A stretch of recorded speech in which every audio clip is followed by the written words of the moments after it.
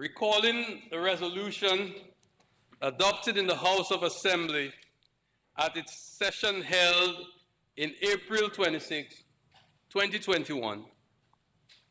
Whereas the sovereign equality of states, non-intervention, non-interference in their internal affairs, and freedom of international trade and navigation are fundamental principles enshrined in numerous international legal instruments.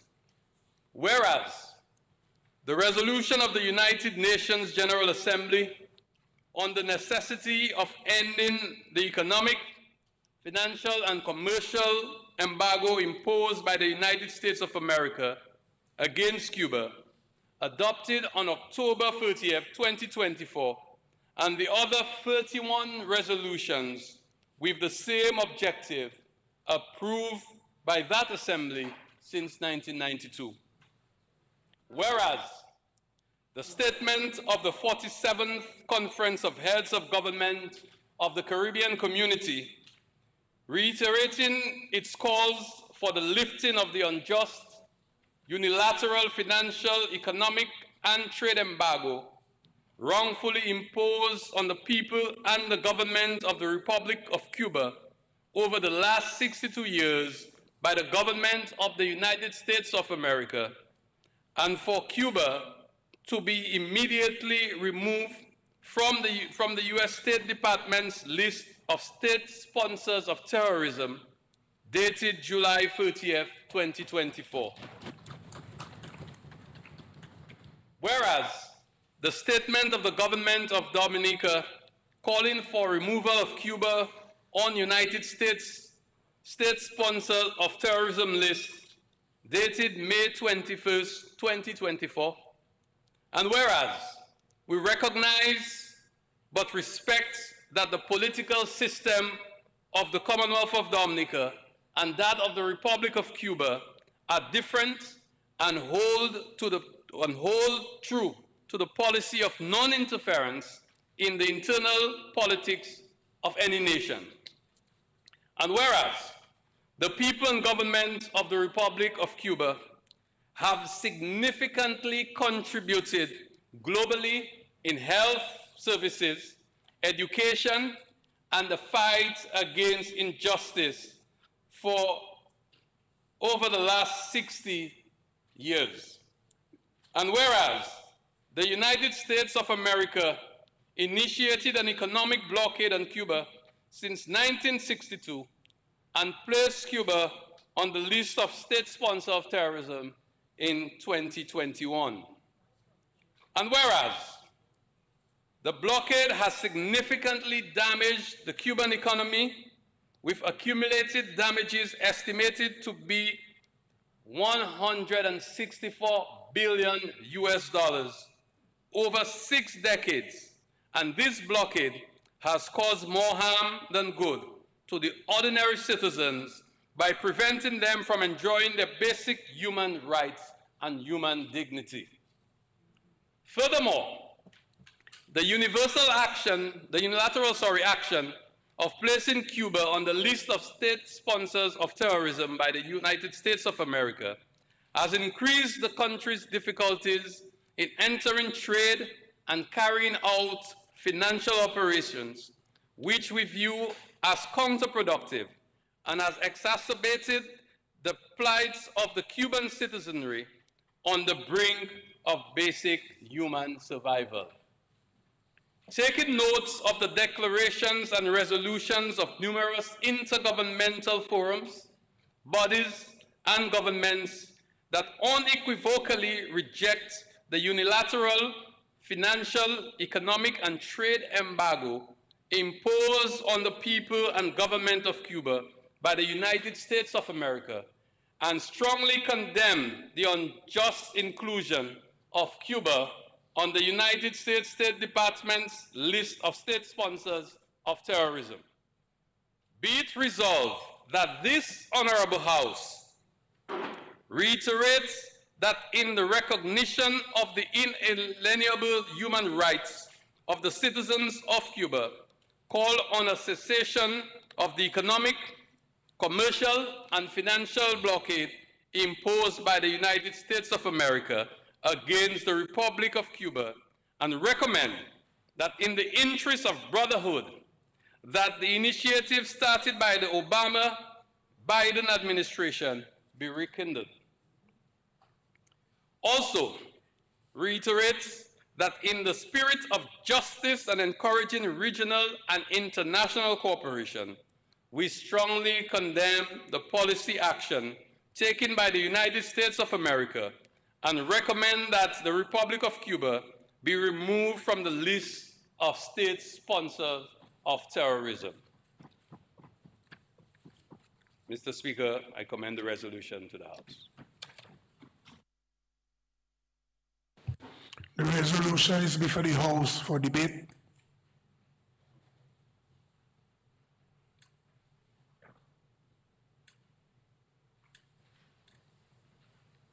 Yes, Honorable Alfred.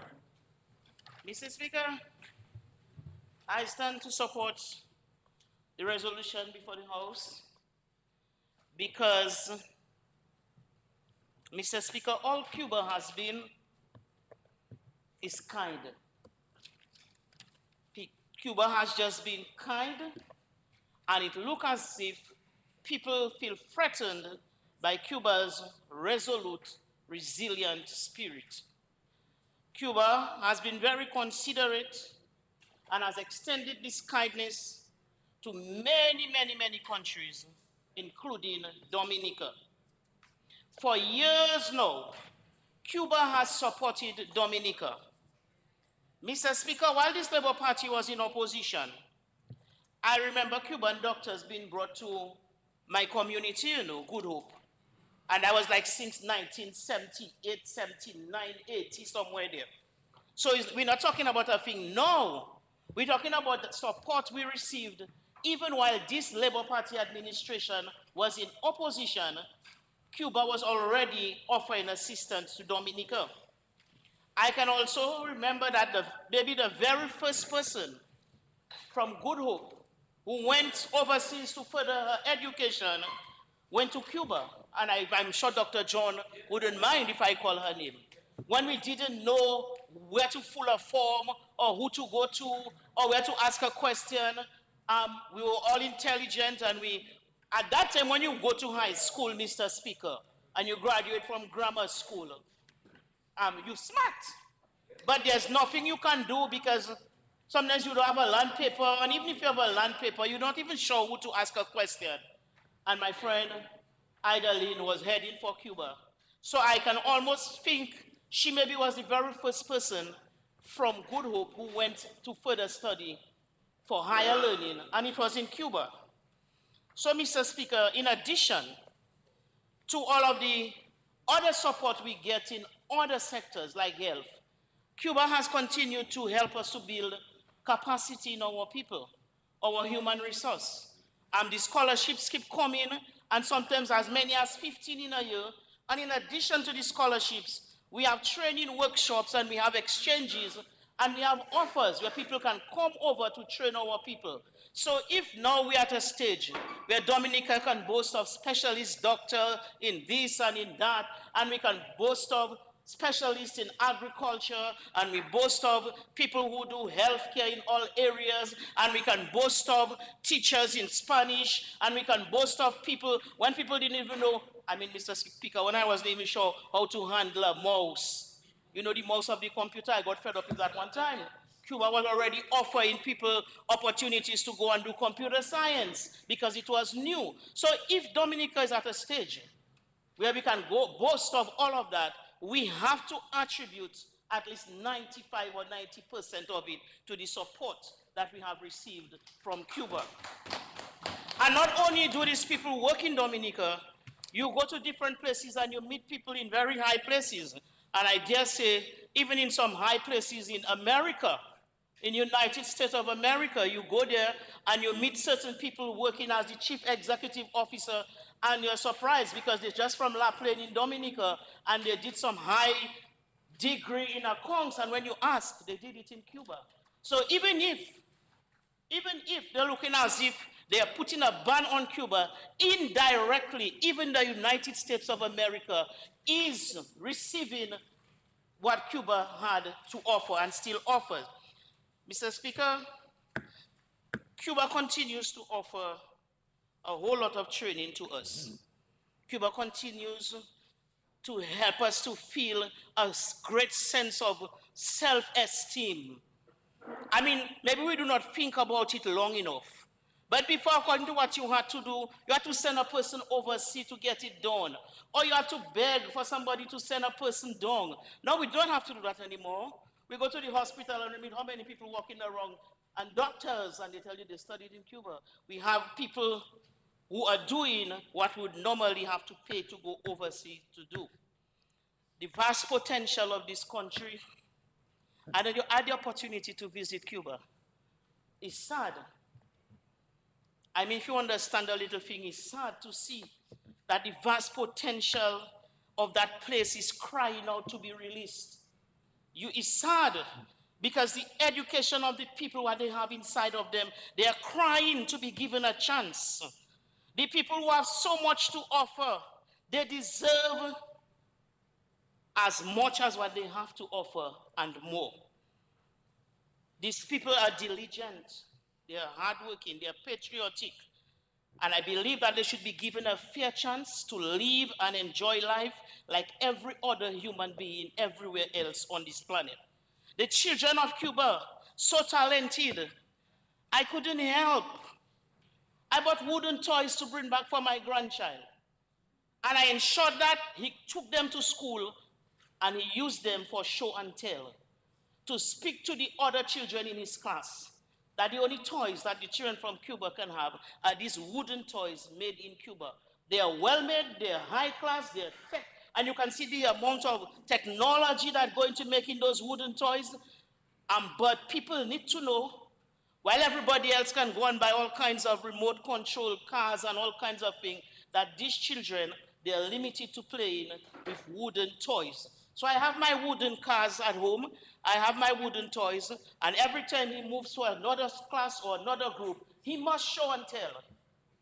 He must show and tell what these children are playing with, which is good, but I think these children, they deserve to enjoy everything else, what other children, especially in our region, are enjoying. They need to be given the opportunity like all other children. Mr. Speaker, I didn't even plan to speak, but I was just moved because I think enough is enough. Enough is enough. And I believe too that time is running out.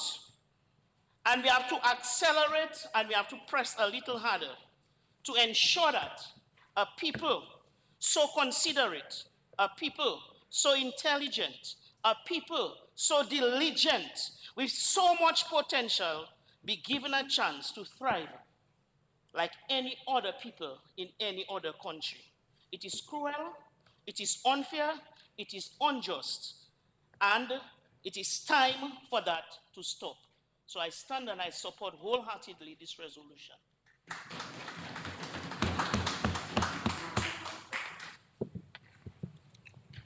Yes, Honorable Prime Minister. Mr. Speaker, thank you very much.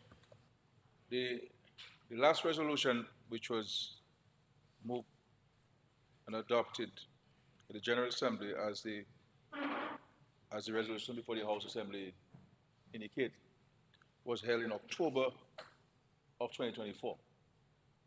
There are 193 countries who make up the membership of the UN. 187 out of 193 countries voted in favor of the resolution calling for the removal of the blockade against Cuba. There were 2 against, and there was 1 abstention. Now, the one abstention is a country called Moldova. So that's the only European country which supported, or abstained rather, the resolution. Every European country who is a member of the United Nations supported the resolution calling for the removal of the blockade. And every country on the continent of Africa supported this. And every country on the continent of Asia supported this. Australia, New Zealand, all of the countries in the Pacific, last year only one from the Pacific did not vote, but this country supported this last time. And every country in the Caribbean and Latin America supported the resolution calling for the embargo to be removed. And if all of us here are students of politics, and I want to think that we follow nations' political system and who is in government and who is not. And you will recognize that in many countries in Europe where you have what you call the far right or the center right governments, those governments supported the removal of the resolution of the embargo on Cuba. In Asia as well, Southeast Asia. And so this goes beyond boundaries. It goes beyond differences. It goes beyond ideological and philosophical differences. This is about justice.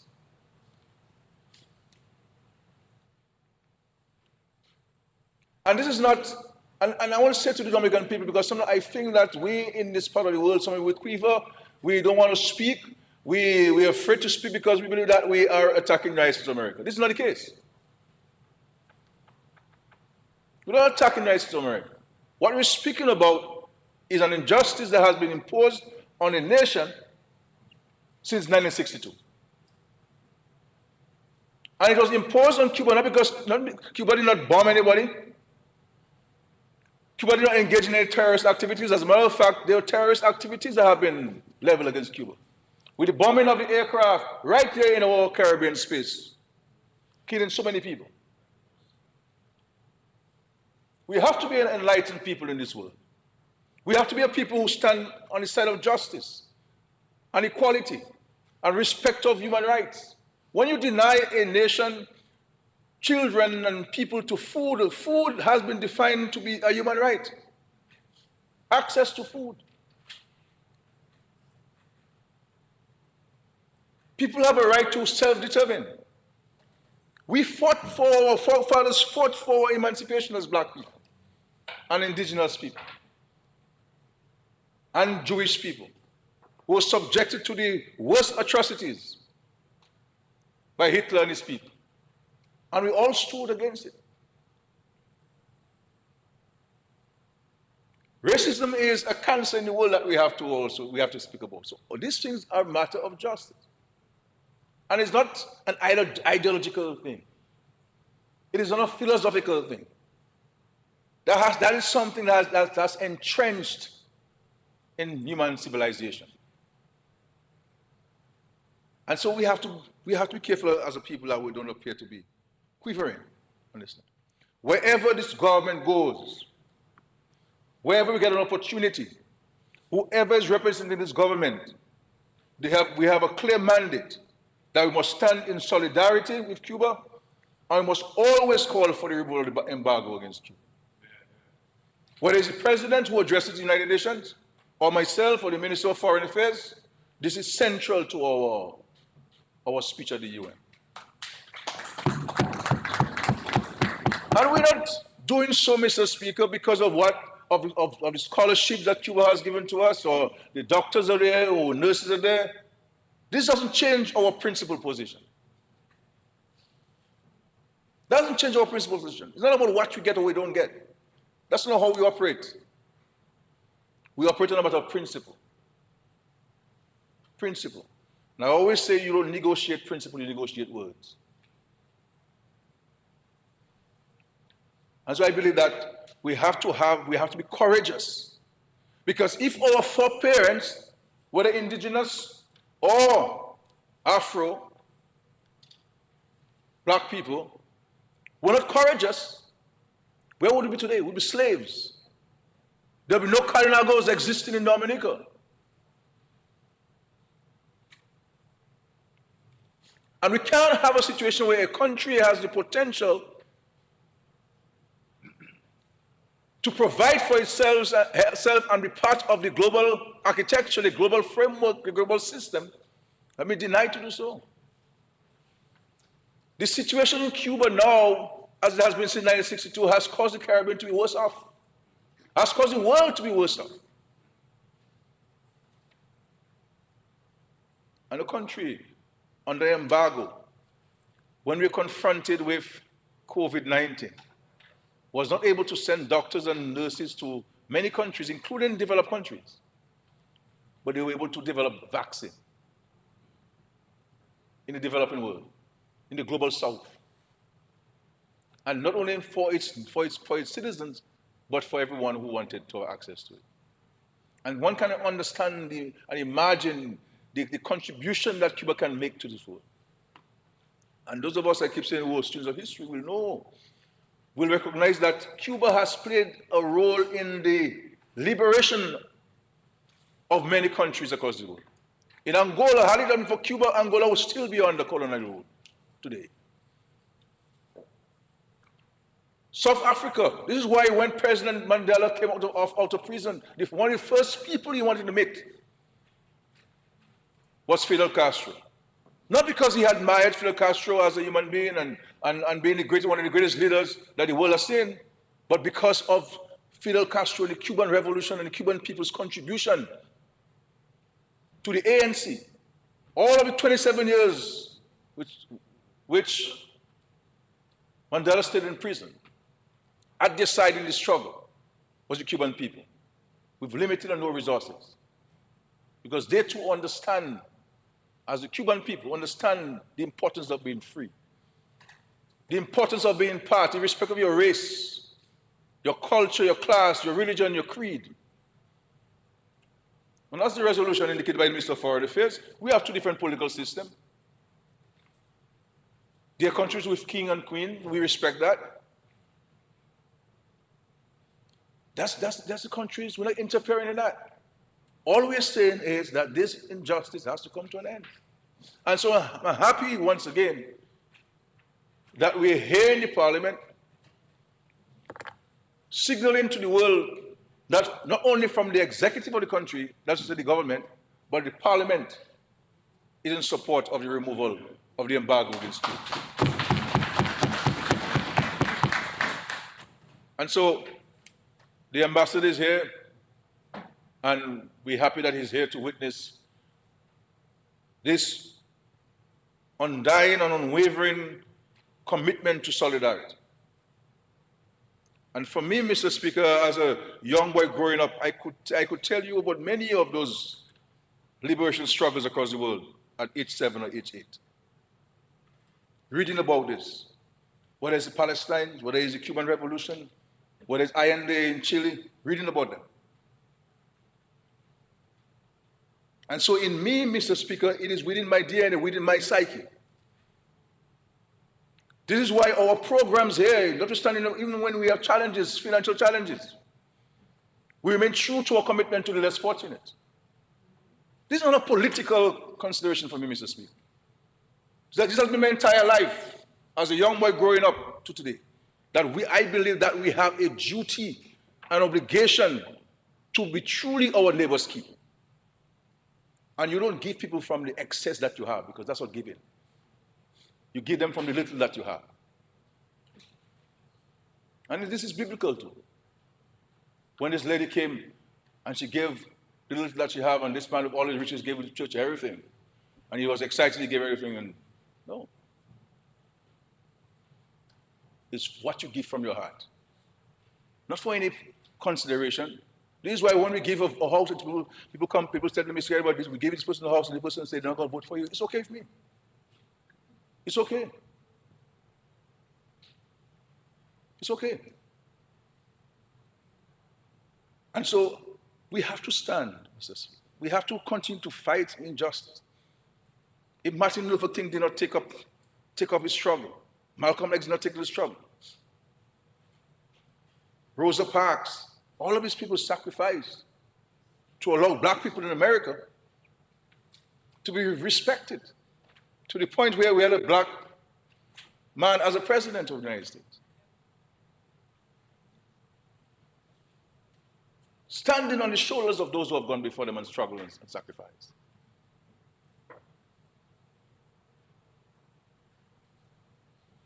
This is why here, Mr. Speaker, you see that this government has spent an inordinate amount of money in the Carnival territory. And we don't do so because of politics. Because I understand from a historical standpoint how indigenous communities in all of those countries have been marginalized. Marginalized. Anywhere in the world you go, Mr. Speaker, you'll see indigenous people are marginalized. Second-class citizen. And that's how the Cananagos were treated. In many parts, in many respects in Normandy. But we not only elevated them by way of the economic and social advancement, but to the point where we have a female Kananago person, indigenous person as our president. The highest office, in the constitutional office in the country. And so we'd like to see Cuba, Mr. Speaker, come and be part. And this is why we are always calling for reform at the United Nations. Because unless we get the United Nations to function in the way that it should function, where the majority rules, this is democracy. We can't have different definitions of democracy when it suits us in the world. If we go to the United Nations and vote, and the majority says, we have to democratize the UN to allow for people to feel a sense of being part of the decision-making process. But what is happening in Cuba, the challenges that they're going through, not imposed, not self-imposed, but imposed largely because of this. And I don't think we understand the extent of this reach of this embargo. That any entity, any company that's owned by the Americans, an American, not Americans, an American, whether it's a hotel or a restaurant or a car dealership or a bank, cannot do trade with Cuba. So if a Cuban minister or Cuban ambassador or diplomat goes into a country and he wants to stay at a hotel that's owned by an American, he can't go in. This is segregation. This is apartheid. This is injustice. Just imagine if any one of us in this world would go to somewhere and they say, well, this bus is not for you. This is what happened in America up to recently. In South Africa.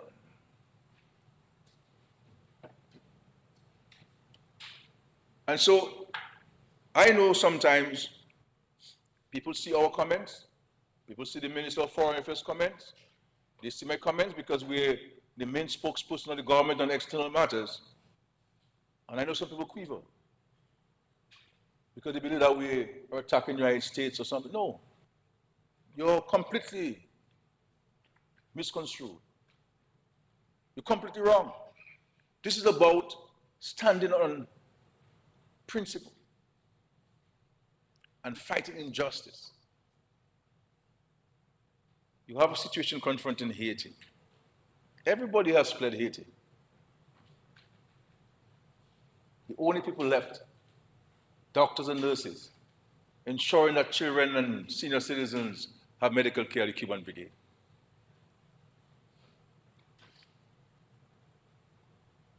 And I recall one year when Pakistan got this major earthquake. And at the time, Cuba had no diplomatic relations with Pakistan. The first country which deployed resources to help in the rescue efforts was the Cuban Brigade, with, I believe, over 200 plus personnel, doctors and people to search and rescue and so on.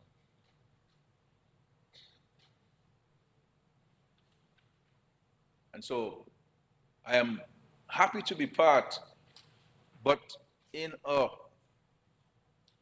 emotional way,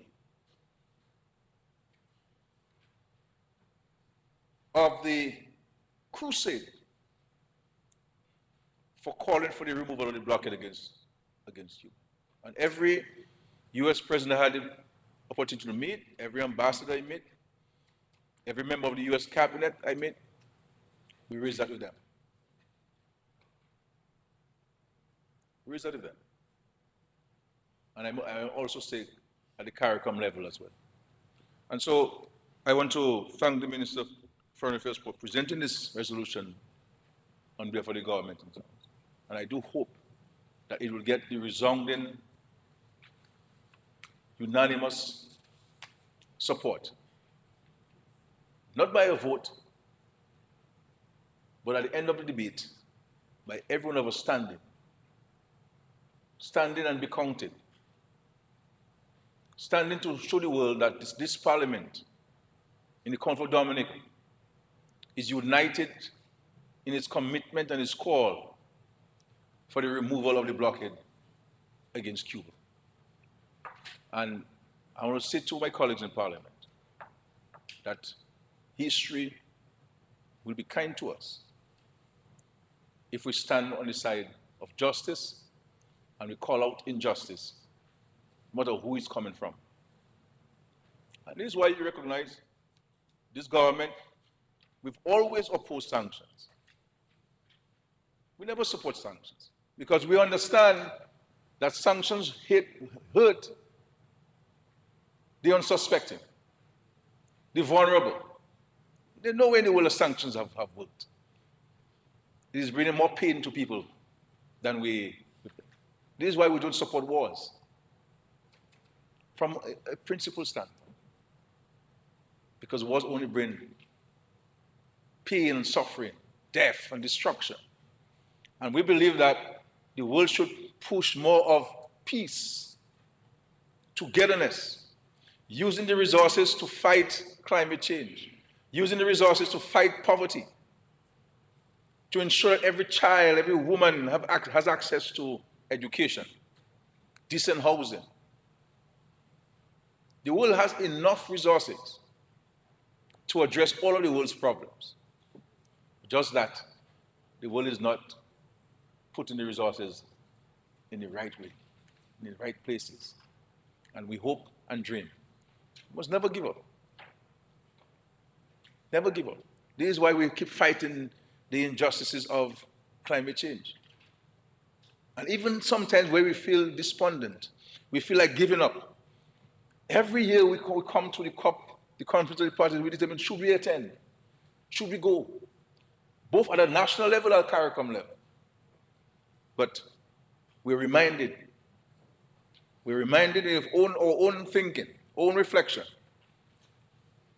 that our forebears did not give up on the struggle for our emancipation as black people and people across the world. That many died so that we could live. And if we are on earth living, the question is, what are we going to do with that life? What are we going to do with that talent and that skill and that knowledge that we have? And that ability to speak and that ability to communicate. And I'll say to people who want to play double games. So they say to the Cubans and others in night, stand with you. We're with you. And when day falls, it's something different. Something different. I will say to you that at the end of the day, no one will have respect for you. No one will have respect for you. Your commitment at night must also be transparent in day. And this is why this government, we are very transparent with where we stand on this matter. And this is why, as a party called the Dominican Labour Party, we are very transparent with where we stand on this matter. Because our founding was to address injustices within our own country, where people of dark skin could not enter the banks and to work in the banks, had no access to education and decent housing, access to water. This is why the Labour Party was formed. And we use the shoe to indicate our movement, that we shall walk the length and breadth of this country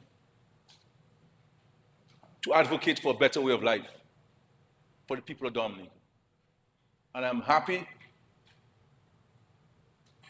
that almost 75 years later, those principles of the Labour Party still stand today. And that we're extending those principles to our views and our positions on global issues, like that struggle of the Cuban people. Because lest we forget, and this is why those of us, and I say us because we take collective responsibility and appreciation for the scholarships that we receive from Cuba. Those of us who studied in Cuba, we can't lose sight of our humanity. We can't lose sight of our own view on life, that we take something from somebody, and that the moment the person needs our support, then we're hiding under a rock. That how could you go and you eat at the man's table, you slept in his bed, you benefited from his benevolence and the little that he had, and he gave it to you, and then he needs your support, he needs your voice, and you have no voice, but you are benefiting from their struggles. That what we just to discuss because they gave it to us. Where's the gratitude? Yes, the Lord loves a cheerful giver, but He also loves people who show gratitude. Because in life, it's not about what you can get, but rather what you can give. And so I don't want to call out people, but we have to do so. We're all the Cuban grads, as they call themselves. Where's the movement on the streets? Where's the movement on social media? Where's the advocacy?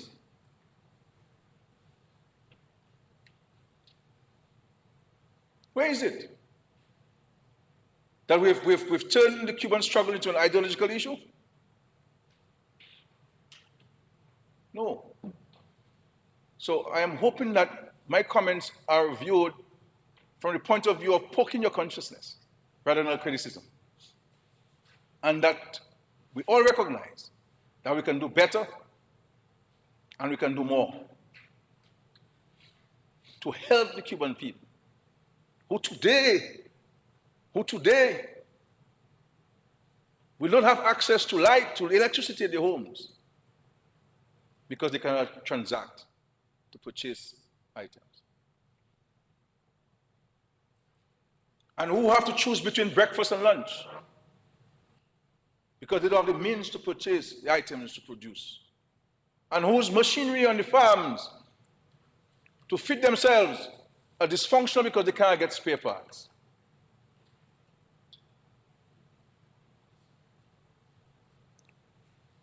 Imagine if that were us, and when I say us, I'm not necessarily talking about us here in the parliament, I'm talking about the global community. If that were us who were suffering these things, these injustices, what would we do? And what would we like people to do on our behalf? Had we not advocated for the end of apartheid all over the world, from musicians to politicians to ordinary working class people, trade unions, for 27 plus years, knocking at the door of apartheid, Nelson Mandela would have died in prison. And apartheid would have still been existing today in Africa. That's recent history. In the 1990s. That's not 1892 or 1792. The 90s, the 21st century. And we have an apartheid situation confronting Cuba, imposed on it. And out of 193 countries, 187 saying, enough is enough. And even in the United States of America, polls have shown, independent polls have shown that the majority of Americans support the removal of the embargo on Cuba. The vast majority. And this is one of the reasons why President Obama visited Cuba. This is why President Obama made some changes to allow for greater economic and trade opportunities as a first step. And this is why they exchanged ambassadors and reopened the embassies, because they had in 3 sections. We call them ambassador. And we're saying, and Mr. Speaker, I believe that the second term of President Trump will be a good term. Looking at his mannerism, his behavior, his approach, he has appointed a Treasury Secretary who is openly gay. He's appointed many women when people felt that he was opposed to women in key positions, including the Chief of Staff. And so you can see, in my view, he's on the right track. And I will beseech President Trump, that at the first step, let's go to the Obama decisions, and let's take the decision from there. And he has our support, he has our encouragement to do so. And I think history will record him as the most ambitious, the most successful president that the United States will have ever produced in his entire over 200 plus years of existence. And we will stand in complete solidarity with him when that action is taken. And so we'll continue the advocacy. I want to say to the Cuban people that we stand in solidarity with you, and we will never give up on the fight until that injustice comes to an end. Mr. Speaker, thank you very much.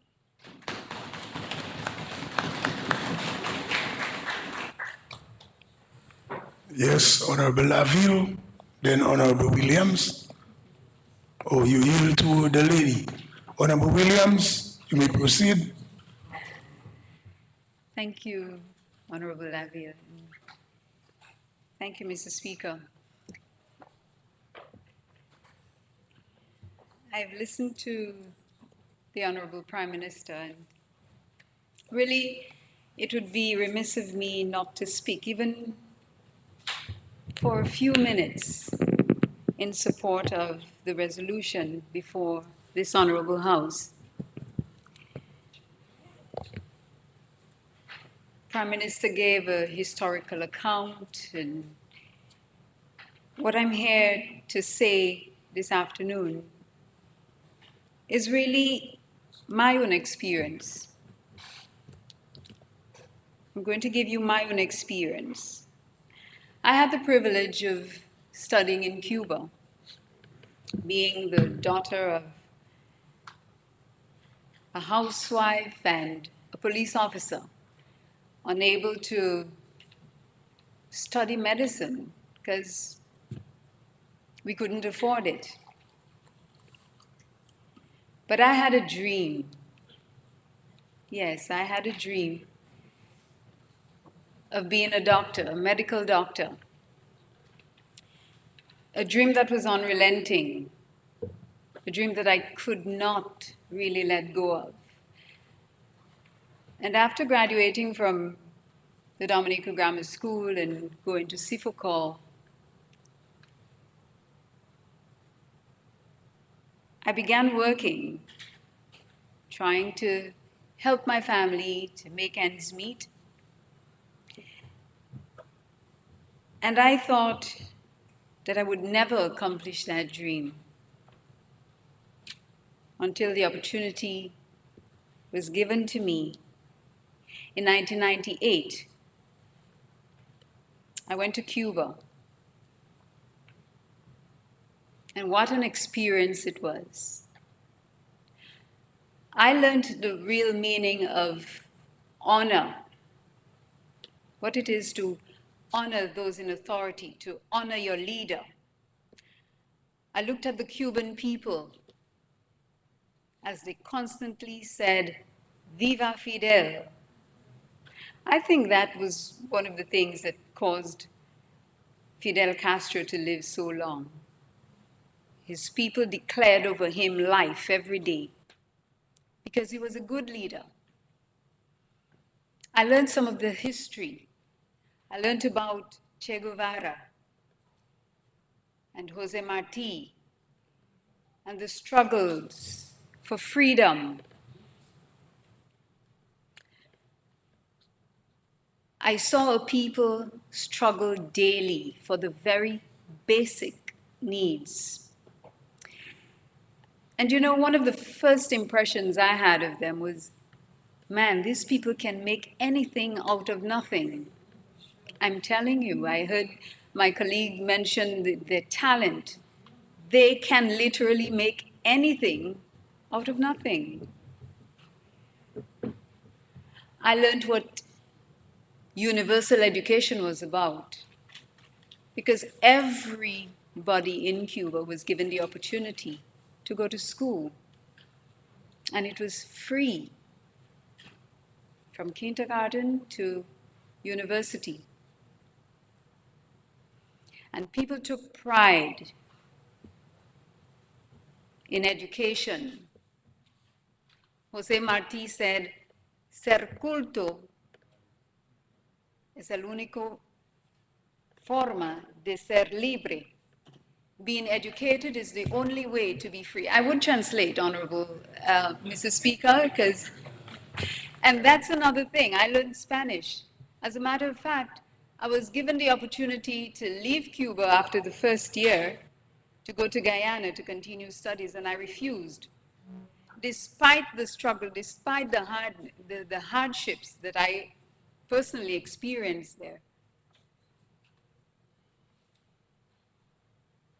I decided I could have 2 degrees, one in medicine and one in Spanish. Today, I can speak fluent Spanish. And so I thank God for the privilege. And I'm so happy that our Prime Minister stands with Cuba. And he has sounded the call today. And I really hope that all my colleagues, the Cuban graduates, are listening today. And we will indeed make a strident effort to show more support for Cuba. And so I wholeheartedly give my support to this resolution before the House. Thank you very much.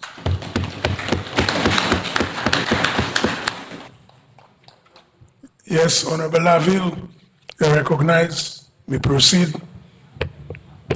Thank you very much, Mr. Speaker. How profound, certainly deep, and I'm sure for many listening, maybe many of you must have been moved to tears after hearing that testimony from Honorable Dr. Williams.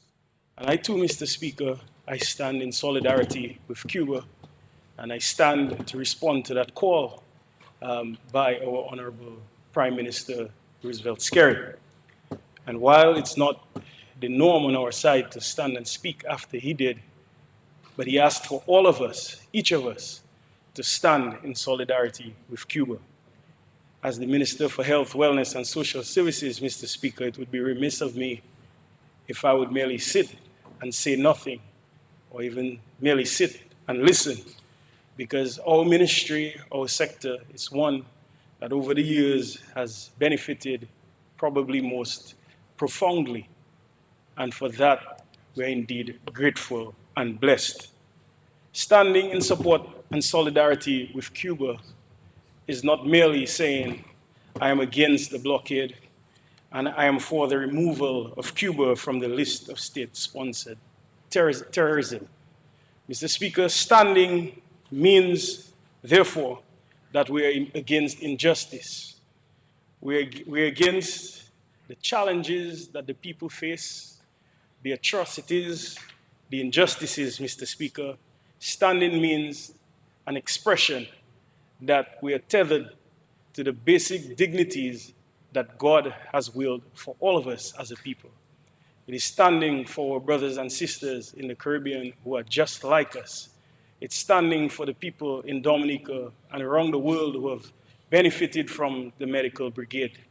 Standing for Cuba means that you're in agreement with the millions of lives that have been saved, with the thousands of people like Dr. Williams and many others who have benefited from continued education in Cuba. Standing means, Mr. Speaker, that we are for our brothers and sisters. Mr. Speaker, imagine, and I'll take you back to the moments after Hurricane Maria that some few years ago. Imagine the challenges that we faced, the ships that came to our shores delivering basic food items, rations, water, adult diapers, and so on, Mr. Speaker. Imagine each of those small vessels or larger ships having to face sanctions for merely coming to our shores to help our people. These are some of the atrocities that the people face in Cuba.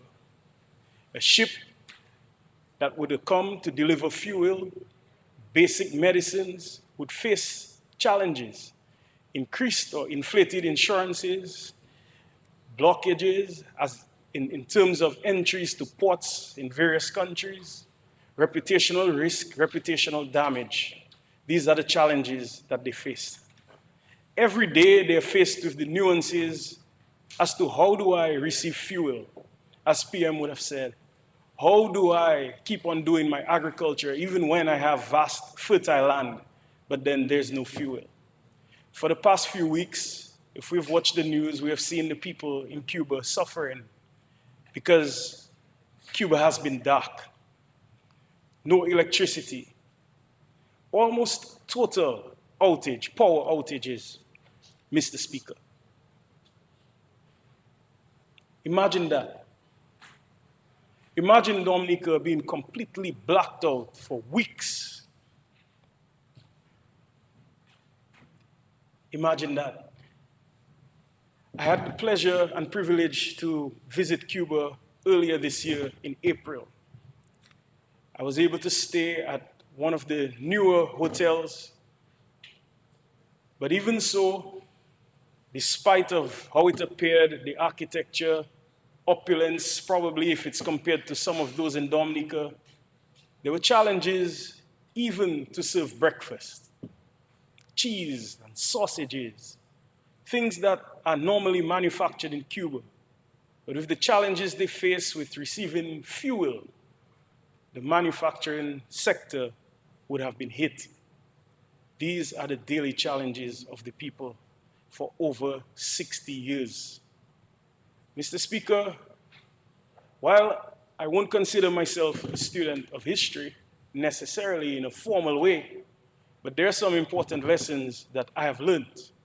And when I recall the story of how the United States of America would have been built, and I recall the persecution of the Pilgrims and the Puritans, and it's from that persecution that they moved to the United States of America, Mr. Speaker, and created that city on a hill, that city of promise, that promised land, Mr. Speaker. It was persecution, religious persecution at that time that forced that move. And today what you find is that the United States of America is now a country that is really the world's #1 economy. So it says to me, therefore, that it must be in fact true that adversity oftentimes can in fact be the mother of invention. And when I look at the way that the people of Cuba operate, it is exactly that. Because when I had the pleasure and privilege to visit the hospital, I saw in the physiotherapy room, Mr. Speaker, no Bowflexes and this high-tech equipment that we often have in different rehab centers around the world. What I saw instead was construction rebar that we use in concrete. And it is bent, it is modified, and you have weights, steel weights or concrete weights in some cases to rehabilitate people, Mr. Speaker. I see people using the most basic resources that they have to find solutions for themselves and their people. So I say to the people of Cuba, keep on the faith, keep on trying. Your day will come. Your day will come. Mr. Speaker, going through some of the hospitals, when I look at the buildings, I can see that the architecture really, truly magnificent. However, they find challenges maintaining their buildings. But even so, the doctors, the nurses, the clinicians, they don't complain, Mr. Speaker. They don't have, like us, in some cases, or 6 imaging modalities in some of the hospitals like we do. But yet, Mr. Speaker, what they have is a wonderful attitude towards treating people, towards finding solutions, towards being innovative, Mr. Speaker. That is what I see when I encounter the people of Cuba. They have their challenges, Mr. Speaker. So that is why I find difficulty in comprehending how a country that faces so much economic hardship could in fact support international terrorist groups. We know the cost of war, Mr. Speaker. I can't imagine any leader deciding to keep his people in the dark and instead send money to support terrorism around the world, Mr. Speaker. It does not make sense. But instead, what you find is a country that instead has offered its support to counter-terrorism measures over the years. In post the 9/11 attacks, Cuba offered the United States of America support in counter-terrorism.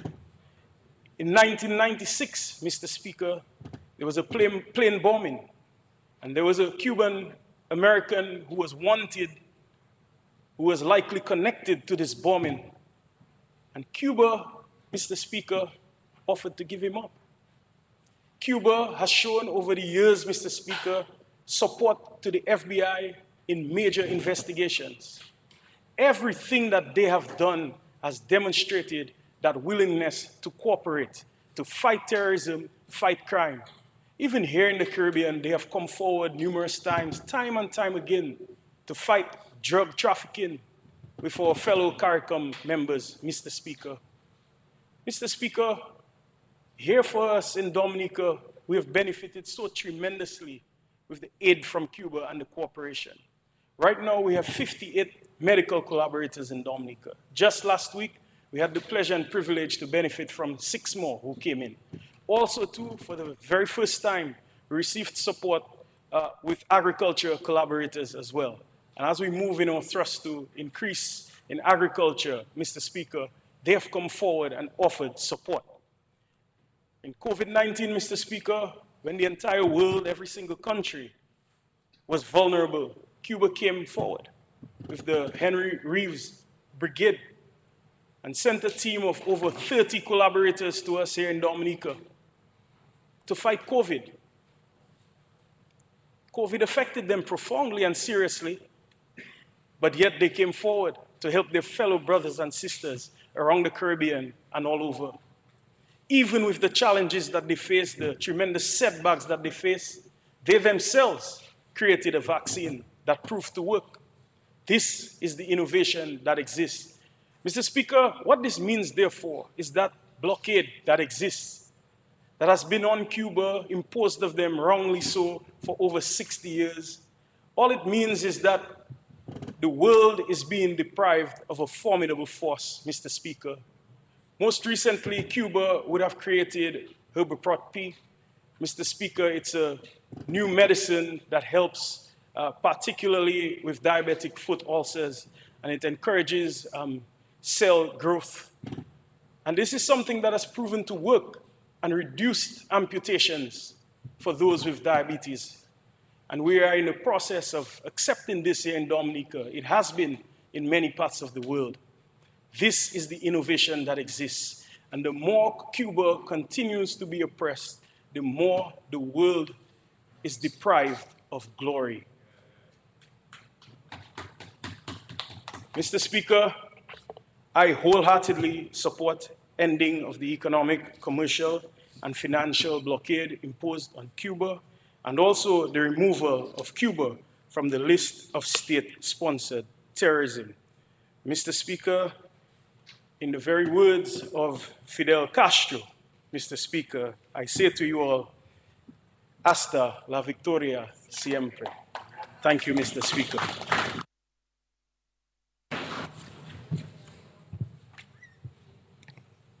So your last statement, I guess. Until victory, always. Okay.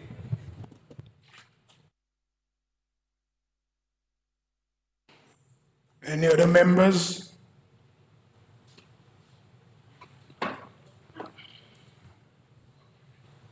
Mr. Speaker. Yes, Senator Parrish, recognize you may proceed. Thank you. And I know the minister was about to wrap up, but I too would like to lend my voice to the support of this resolution.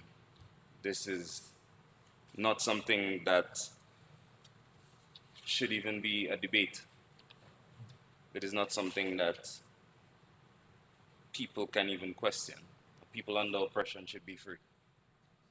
And even if we got this early this morning, we came on behalf of all of us, I'd like to express our support for the people of Cuba.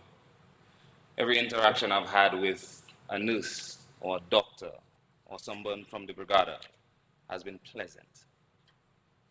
I've always known the people of Cuba to be industrious, and in spite of what they go through, always support everyone, given from the little that they have.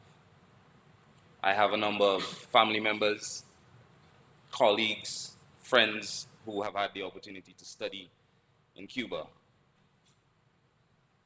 And to see this, my life has been affected positively because of the resolve of the Cuban people. And Dominica is a better place because of our friendship with them. So in these short words, Mr. Speaker, my full support to the resolution.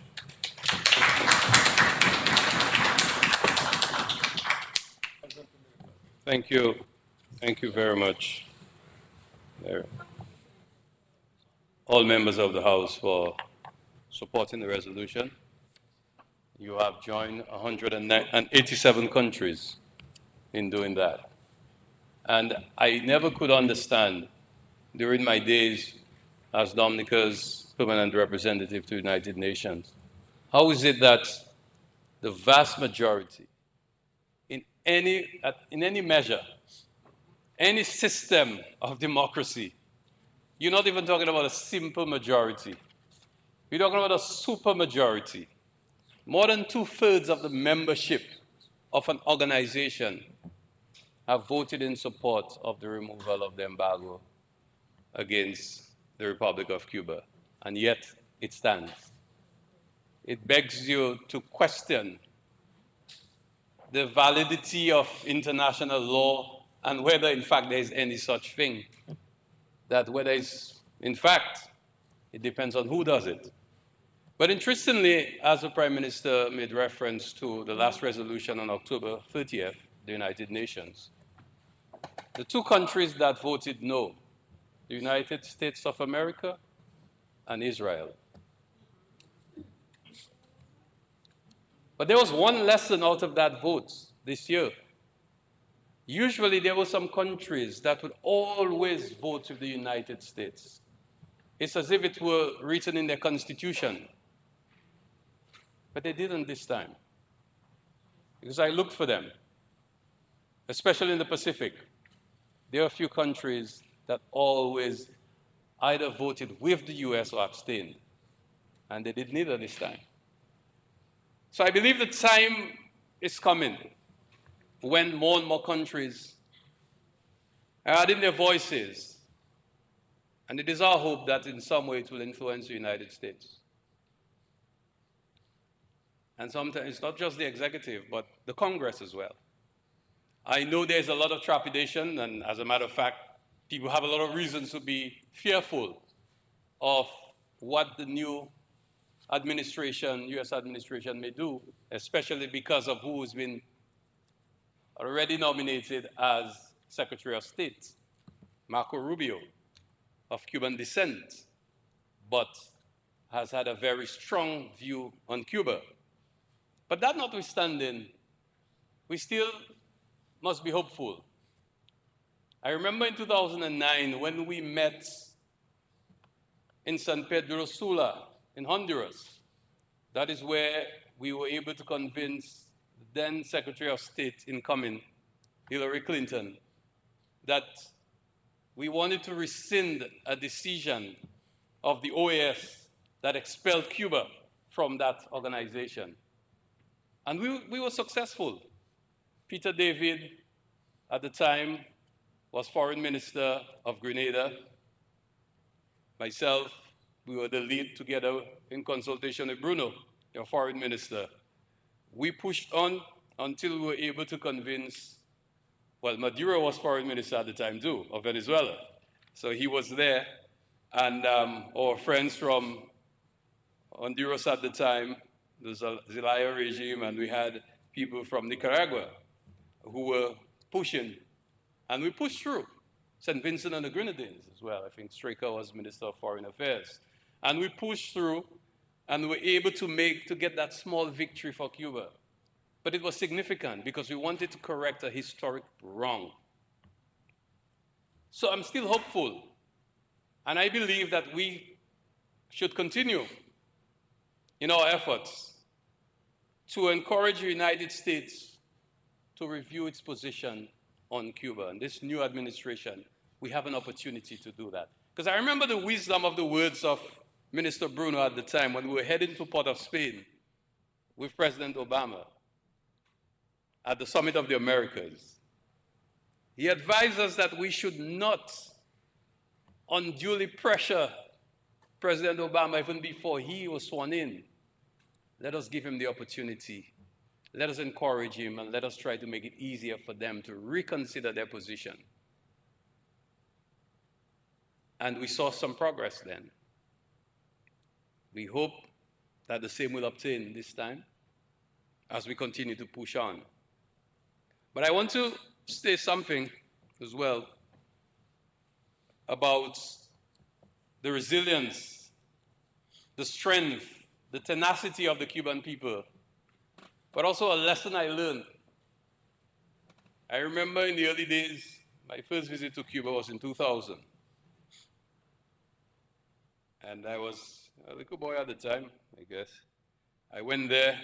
There was a guy who graduated from Cuba who was holding my hand, showing me around. And because Rosie Douglas at the time felt I should go to Cuba to attend one of the meetings of CARICOM in Cuba. And I couldn't believe what I was seeing. The fact that these people under a blockade, embargo, were so creative, were able to make things work. And I just could not believe the way they were able to push through and still create great things. And then I went back there as Minister of Sport. I remember that. And we visited a facility, a volleyball facility. And if anybody who's following, volleyball internationally, not that I was, but I got the lecture. From the 90s to 2000, Cuba dominated world volleyball. Olympic Games, World Championship, the Americas, all over the place. Cuba dominated. And I visited that facility, and there was nothing fantastic. So what it told me, it was really the strength, the determination of people. That's how people achieve great things. It's not just nice facilities, not just nice things. We have plenty nicer things now, in sports. But that was a lesson then, that they were able, Javier Sotomayor, world-renowned high jumper, still have the world record. He was able to do all of this coming from Cuba. And the Cuban people have achieved great things And we have to admire that. And I agree with Minister Levitt, Minister of Health, that the world is being made poorer with this embargo against Cuba. If Cuba were to open up and get the opportunity to truly explore that potential, I mean, which country in the world that could have so many graduates per capita? I'm not sure if there's any other country in the world.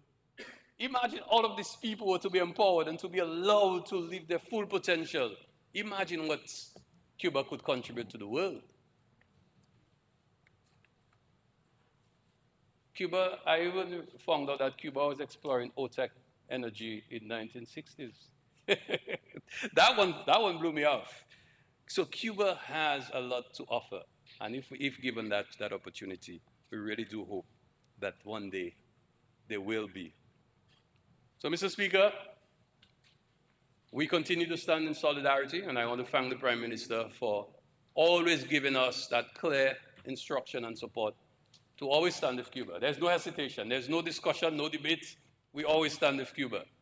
But one of the things that is remarkable about our position, and that of CARICOM, by the way, that's the only issue I know of CARICOM agrees on.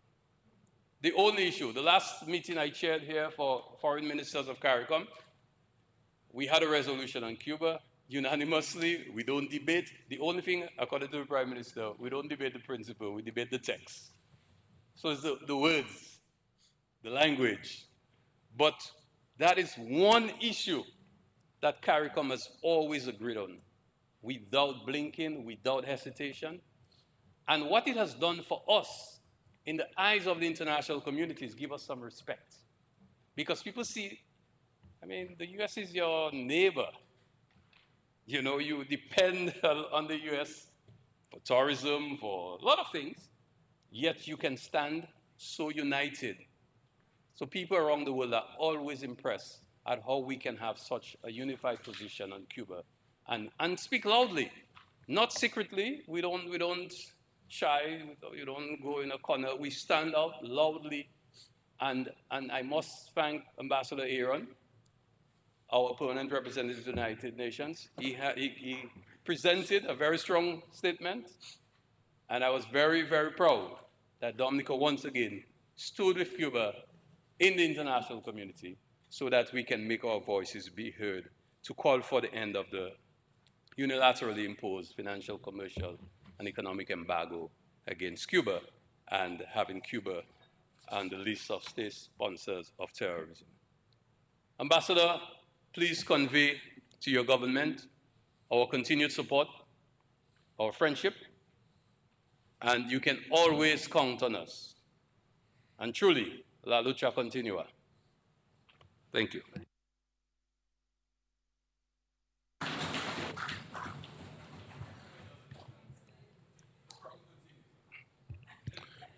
So for the record, this concludes the debate. For the records, do we have unanimous agreement? Okay, so we'll go through the formality now.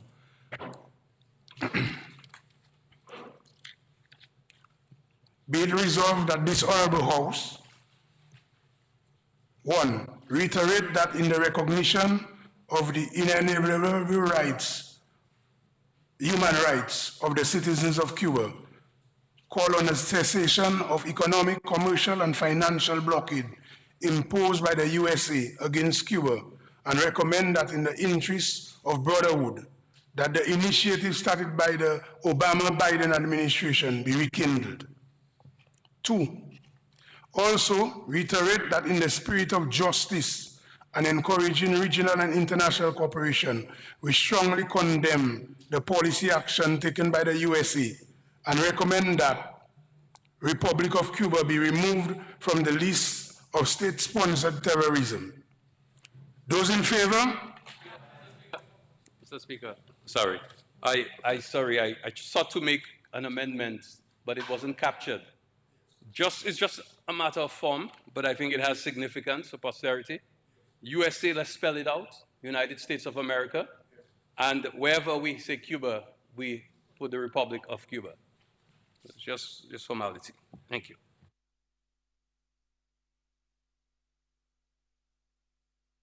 So for the record again,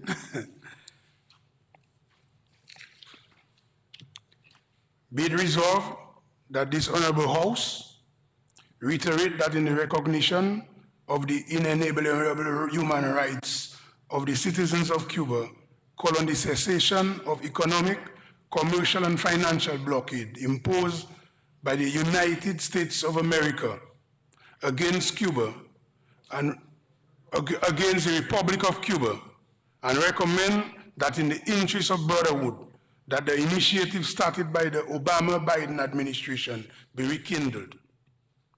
2, also reiterate that in the spirit of justice and encouraging regional and international cooperation, we strongly condemn the policy action taken by the United States of America and recommend that the Republic of Cuba be removed from the list of state-sponsored terrorism. State sponsors of terrorism. Those in favor? Those against? The ayes have it. The motion has been approved unanimously.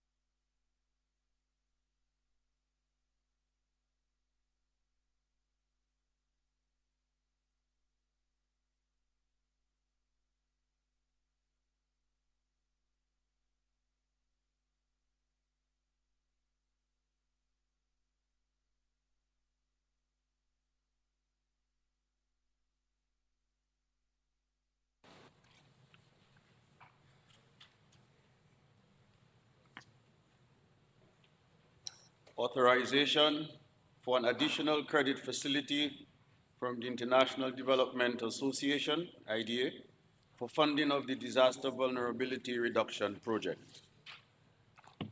Whereas by virtue of Section 3.1 of the Loans Act, Chapter 6405 of the 1990 revised laws of the Commonwealth of Dominica, the House of Assembly may, by resolution duly passed, authorize the minister responsible for finance to borrow money from approved sources or guarantee loans to statutory boards or public corporations for the purpose of financing general development purposes in any foreign currency or currencies. And whereas procured a loan from the International Development Association to fund this Disaster Vulnerability Reduction Project, DVRP, which includes funds for the design and rehabilitation of the East Coast Road from Boadiab to Hatton Garden via Castlebruce and the Kalinago territory. And whereas an additional amount not exceeding SDR 30.1 million, that's US 40 million, or EC 108 million equivalent, is required to meet the additional cost of rehabilitation due to remedial works required as a result of change in site conditions since the completion of the original designs and to increase the resilience of that section of the road. And whereas this additional financing will assist Dominica in the reduction of vulnerability to natural hazards and climate change impacts through investment in resilient infrastructure. And whereas the government of the Commonwealth of Dominica intends to borrow the amount required from the International Development Association. Be it resolved that in accordance with Section 3.1 of the Loans Act, Chapter 6405 of the 1990 revised laws of the Commonwealth of Dominica, this Honorable House authorizes the Minister for Finance to borrow by means of credit from the International Development Association a sum not exceeding 30,100,000 SDR, equivalent to 40 million United States dollars or 108 million EC on the following terms. Interest rate, 3/4 of 1% per annum. Commitment charge, 1/2 of 1% per annum. Repayment, 60 semi-annual installments commencing March 15, 2035. Grace period, 10 years. This amount is to be used for the rehabilitation of the road from Boadiab to Hatton Garden via Castle Bruce and Kalinago territory.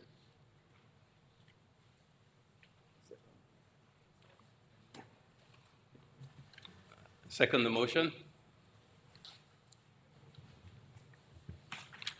Mr. Speaker, the government procured a loan from the International Development Association of the World Bank to fund its disaster vulnerability reduction project. The design and rehabilitation of the East Coast Road from Boadiab to Hatton Garden via Castle Bruce and the Kalinago territory is the main project under the DVRP. A contract in the amount of Eastern Caribbean $126,775,489 was awarded for the full rehabilitation of that section of the road, Phase 1. Works began in November 2020 and are nearing completion.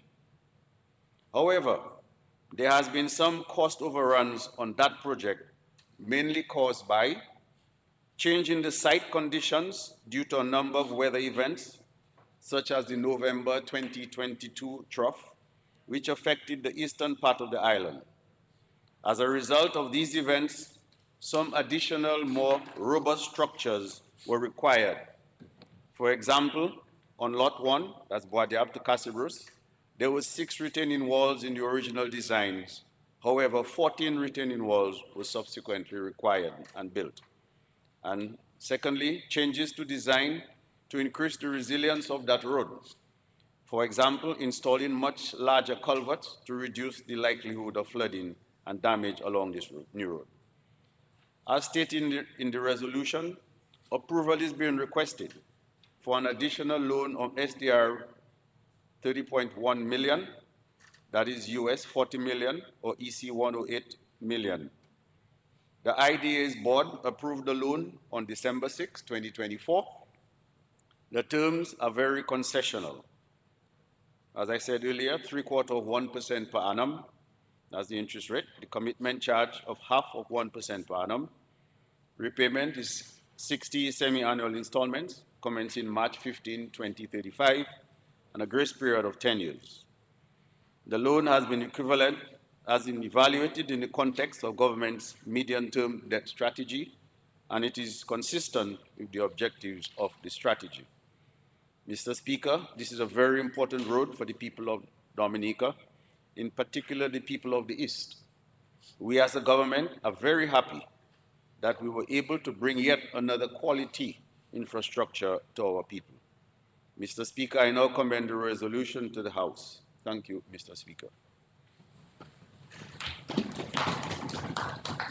The motion is before the House for debate.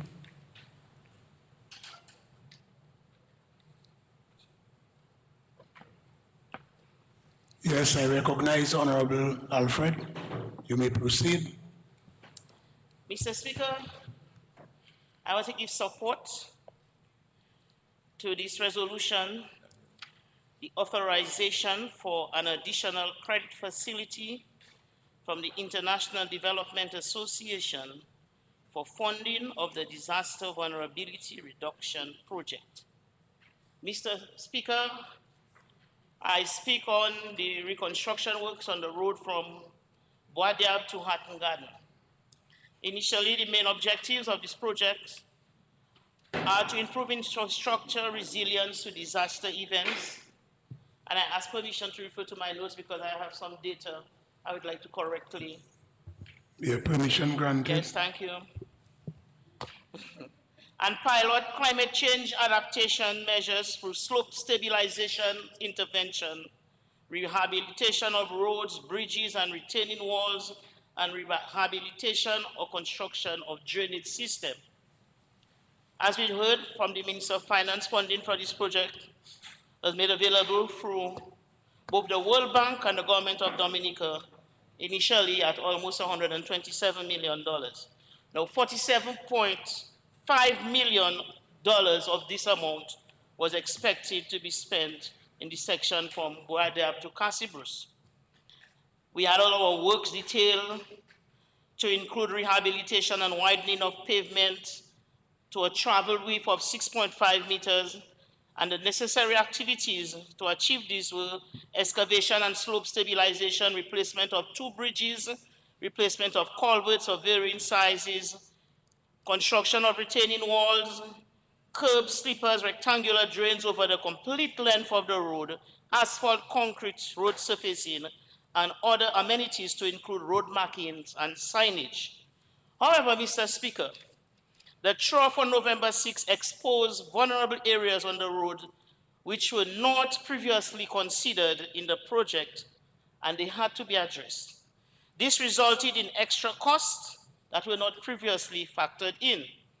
Installation of 48 culverts 1.2 meters by 1.2 meters to improve water flow, and we had to increase the size because the initial size was 900 millimeters culverts.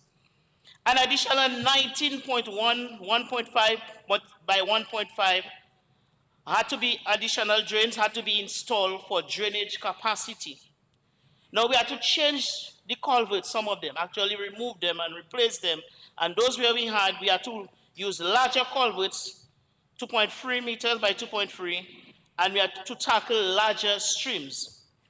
A number of retaining walls was increased, as you heard, to stabilize and stabilize the land and minimize the landslide. We had the drains, and all of this enhancement significantly improved the road's resilience and ability to handle disaster. Mr. Speaker, our road structure is now more robust, stable, and better equipped to withstand calamities, unexpected events, and ensuring the safety of users, minimizing potential damage too. The project is nearing completion in Lot 1.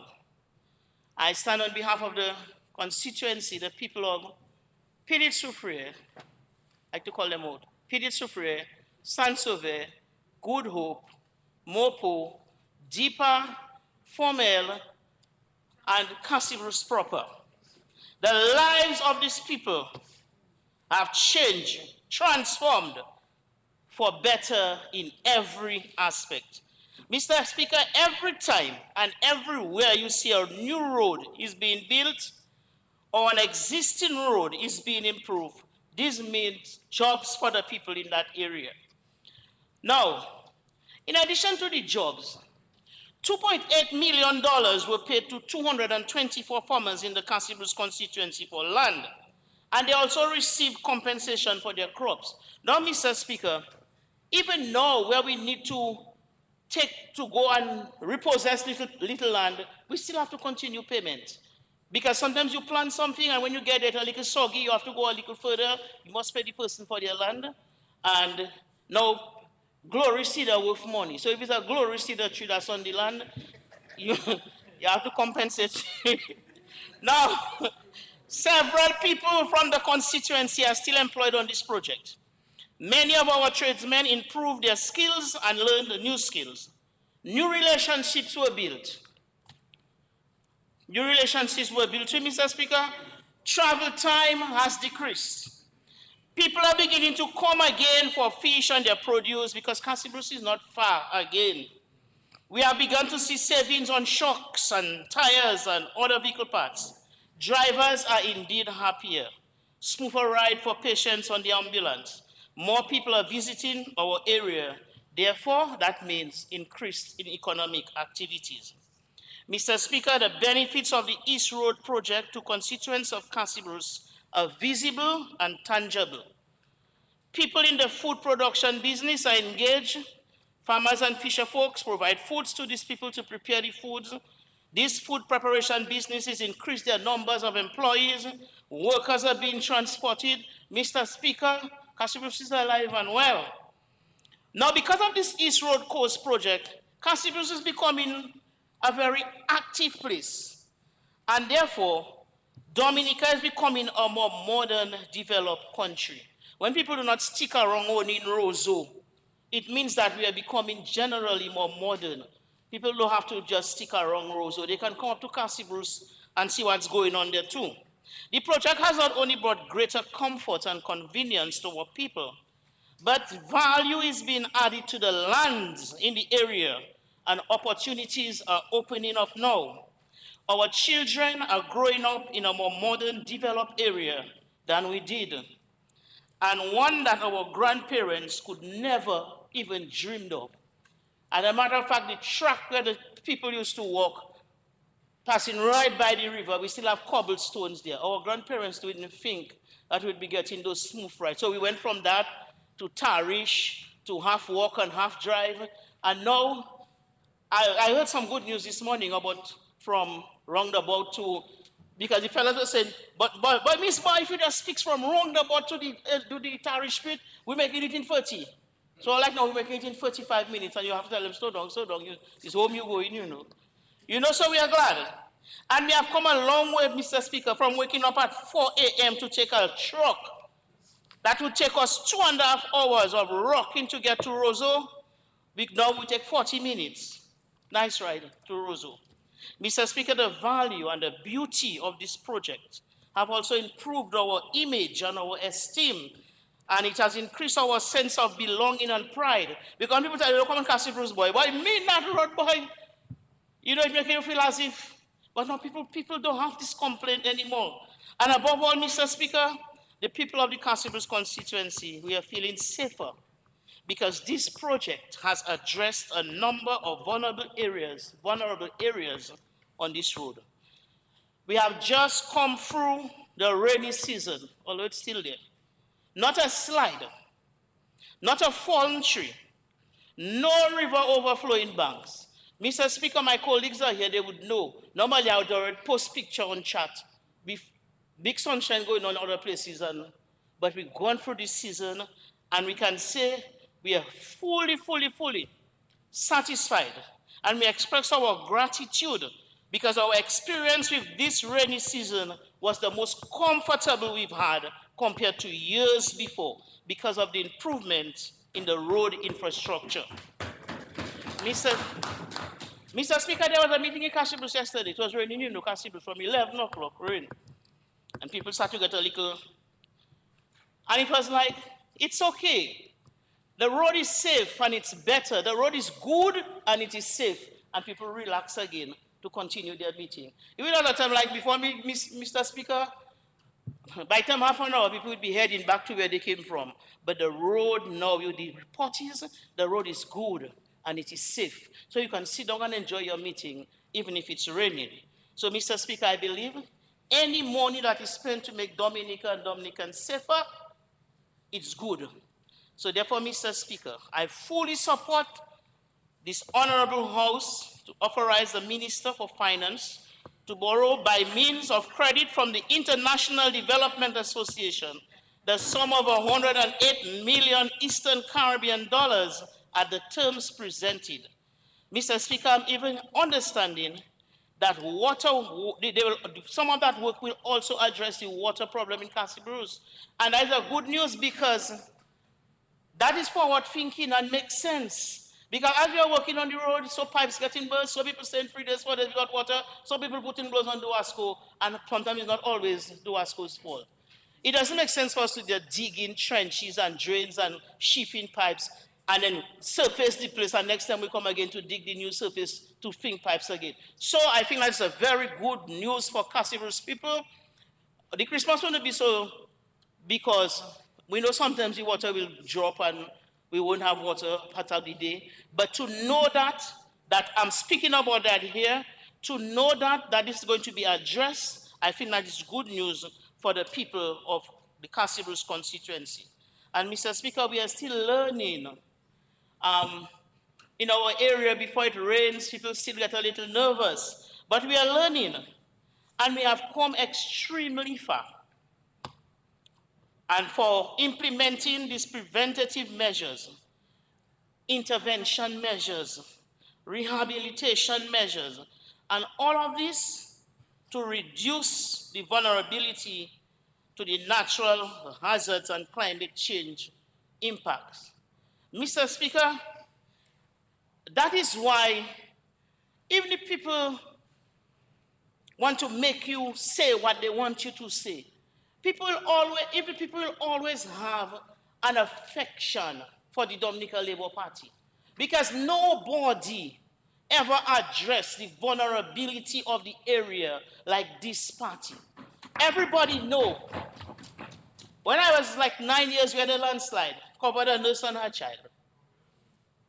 So that's years ago. Nobody didn't take us on. Nobody never thought about doing this or doing that or fixing the road or moving. But today, we are very grateful that this party, this administration is paying attention. And I could sit there and tell you all about our shelter and all about the training that we are getting to ensure and how people handle themselves in disasters. I'm saying to you, we extend our gratitude to this government for undertaking this project. And that's a lot of money in any currency.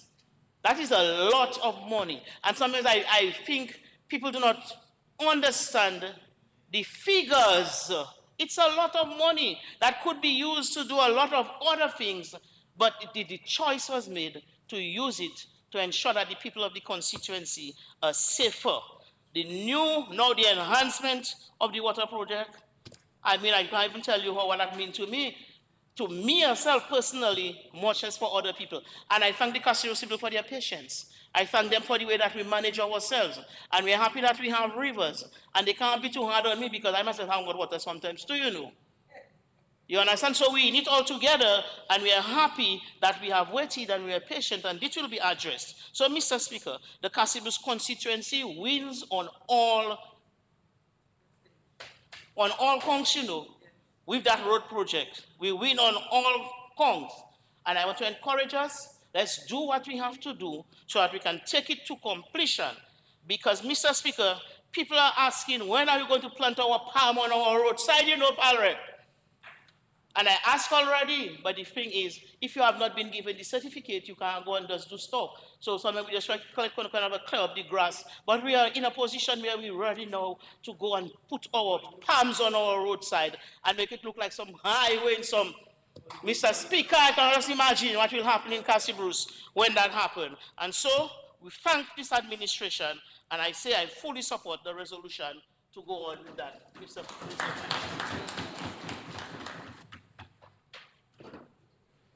Speaker, I'm going to be very short. Speaker, I'm going to stand there. I'm so happy, Mr. Minister for Finance, and I support this measure before this Honorable House. And I'm very happy for my two colleagues, Trisha Bonney and Honorable Minister, of course, Frederick.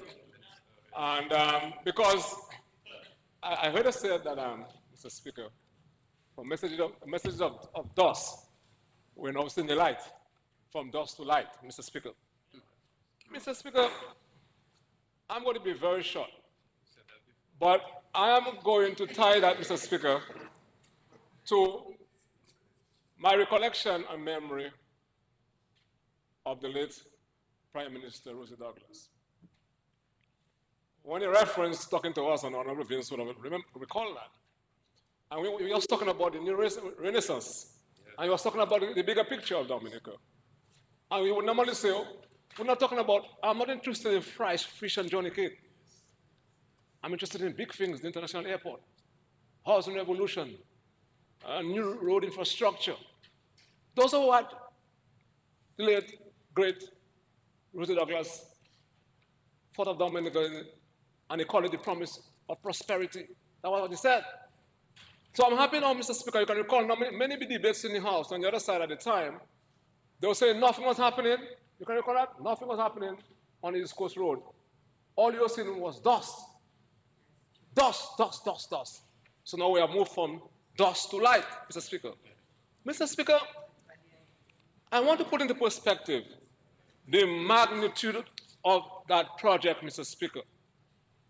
Because just speaking about a road by itself, Mr. Speaker, is not adequately actually explaining this great project that this Labour Party administration is embarking on to build a resilient country.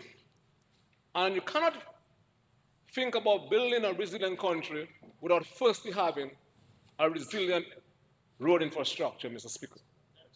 And Mr. Speaker, one of the things we did in 2007, if you can recall, Dr. Henderson, we did a road audit. A road audit. And I can recall as being the minister there. When you look at all our roads, the main roads, 327 kilometers of main road, only 80 kilometers of the road at the time was in fair condition. Not good, fair condition. It means, therefore, Mr. Speaker, when we get into office, our roads, including urban roads, which was 320 meters of our feeder road at the time, and 189 kilometers of urban roads at the time, Mr. Speaker, only 2% of our urban roads were in good condition. It meant 98%, therefore, were in bad condition, Mr. Speaker. That's what we meant. That was the legacy of those who occupied the governance structure of this country before. So we did this road audit. Who was the Prime Minister then? Roosevelt Scarrett. And we decided, I can recall working in Public Works, the Chief Technical Officer, Mr. Johnson, and then the Senior Maintenance Officer at the time, Mr. Emil Lensler, is still there. And we decided by 2020, we're going to have our main roads 100% excellent condition. Then came Erica and Maria. Now, Mr. Speaker, you're talking about spending over $200 million in that section of the country, the East Coast section. Now, which means therefore, Mr. Speaker, that your government is not putting any nominal value to the lives of the people in that segment of the country, Mr. Speaker. We value the people more than that. Because we could have said, as heard from the Prime Minister in his press conference, there was too much money to have been spent in that catchment of the country. But we value our people. And I'm happy that the member for Parliament for Castlebrooks is so happy. She's seeing and feeling the value and the love that the Labour Party administration has for its people in Castlebrooks and the Kainago territory, Mr. Speaker. That's what we're talking about. So what is the extent of that intervention or the work we're talking about? One of the most trying times for me as a minister then was to have driven down to Williams when the road collapsed, where culverts failed, and two national players, football players, perished, Mr. Speaker. I saw the police and the fire officers extracting the bodies from that, Mr. Speaker. And what we're doing now, with that road construction that is currently taking place, Mr. Speaker, we are replacing 165 culverts, Mr. Speaker. 165 culverts have been replaced. And these would have been potential hazard, Mr. Speaker, if we had not intervened and do that, Mr. Speaker. That's what we're talking about, Mr. Speaker. Resilience to the core. No, you cannot think about building a road and talk about resilience without addressing your drainage. Then you know what they call U-drains. You're an industrial engineer, I think, you need a U-drains. 1.8 kilometers of U-drains. That's the extent of the work we are doing, Mr. Speaker, on the road there. Then you talk about slipper drains. 21 kilometers of slipper drains, Mr. Speaker. That's the extent of the work that is taking place right now. We're talking about retaining walls. You have failures throughout the alignment of the road. 43 retaining walls, Mr. Speaker. So that's not no, according to the late great Bruce Douglas, that's not no fried fish and Johnny cake we're talking about there, Mr. Speaker. That's a big thing. He was not interested in small thing. When they told Rosie about things, he said, what? About file. He said, what file are you talking about now? If you can tell me that thing of $100 million, I'm going to open it. I'm not interested in, big things you're talking about. And the Labour Party is doing small things, big things, mega things, and they're still saying they see nothing, Mr. Speaker. I don't understand that. Now, the security and safety of the road speaks to its resilience too. And you're talking about 6.2, Mr. Speaker, meters of carriageway, the width of the road. So you multiply 6.2 by 3.2, you get an appreciation as to how many feet. So what is going to happen, the ease and comfort you're going to have by directional traffic flow, Mr. Speaker, you think about the security and safety that we're talking about. So, Mr. Speaker, I want us to understand what we're talking about. It's not just simply building a road, Mr. Speaker, but it's building a road for the next generation, Mr. Speaker. The next generation. And it's building resilience. And it's consistent with our goals, Mr. Speaker, to make Dominica the first climate change country in the world, Mr. Speaker. I support this measure, Mr. Speaker. I'm happy for the member for Castlebrooks. I'm happy for my colleague, Mr. Honorable Corsair. And I'm happy for the people of Castlebrooks. And I'm happy for the people of Dominica. And this Labour Party administration will take this country to a sustainable path. And we're on the road to prosperity under the Labour Party administration, Mr. Speaker. Thank you very much.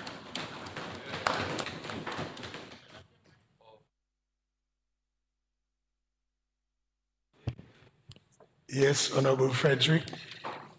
Mr. Speaker, I stand to support the resolution to authorize the additional credit facility under the IDA for the DVRP project.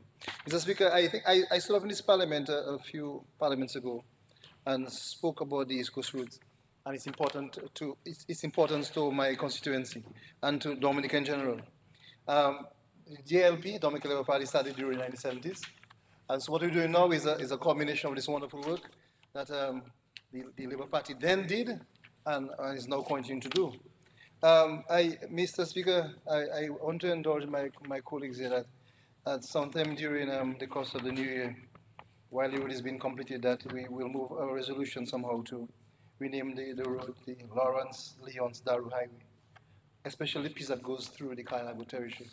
Lawrence-Daru, a formidable Labour parliamentarian in the 1970s, was the parliamentarian at the time when the road was built. I think it would be an honorable thing to do, to add his name to that wonderful piece of infrastructure that sits within the Kainago territory and the Sabe constituency by extension. From the beginning of the road project, I was intimating that particular project. At the time, the DVRP started with the Ministry of Environment. And we knew of all of the troubling times that we had at the beginning of the project. We are dealing with a road network that was very old, one that cuts across a number of hills and valleys and mountains and streams, one that was built in a time when limited resources and machinery allowed it to be a road that wound along the East Coast.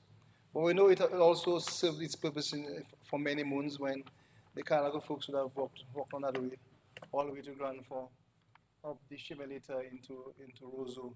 And so we know the importance of that route. and for sure, we can't contest the importance of access to the East Coast.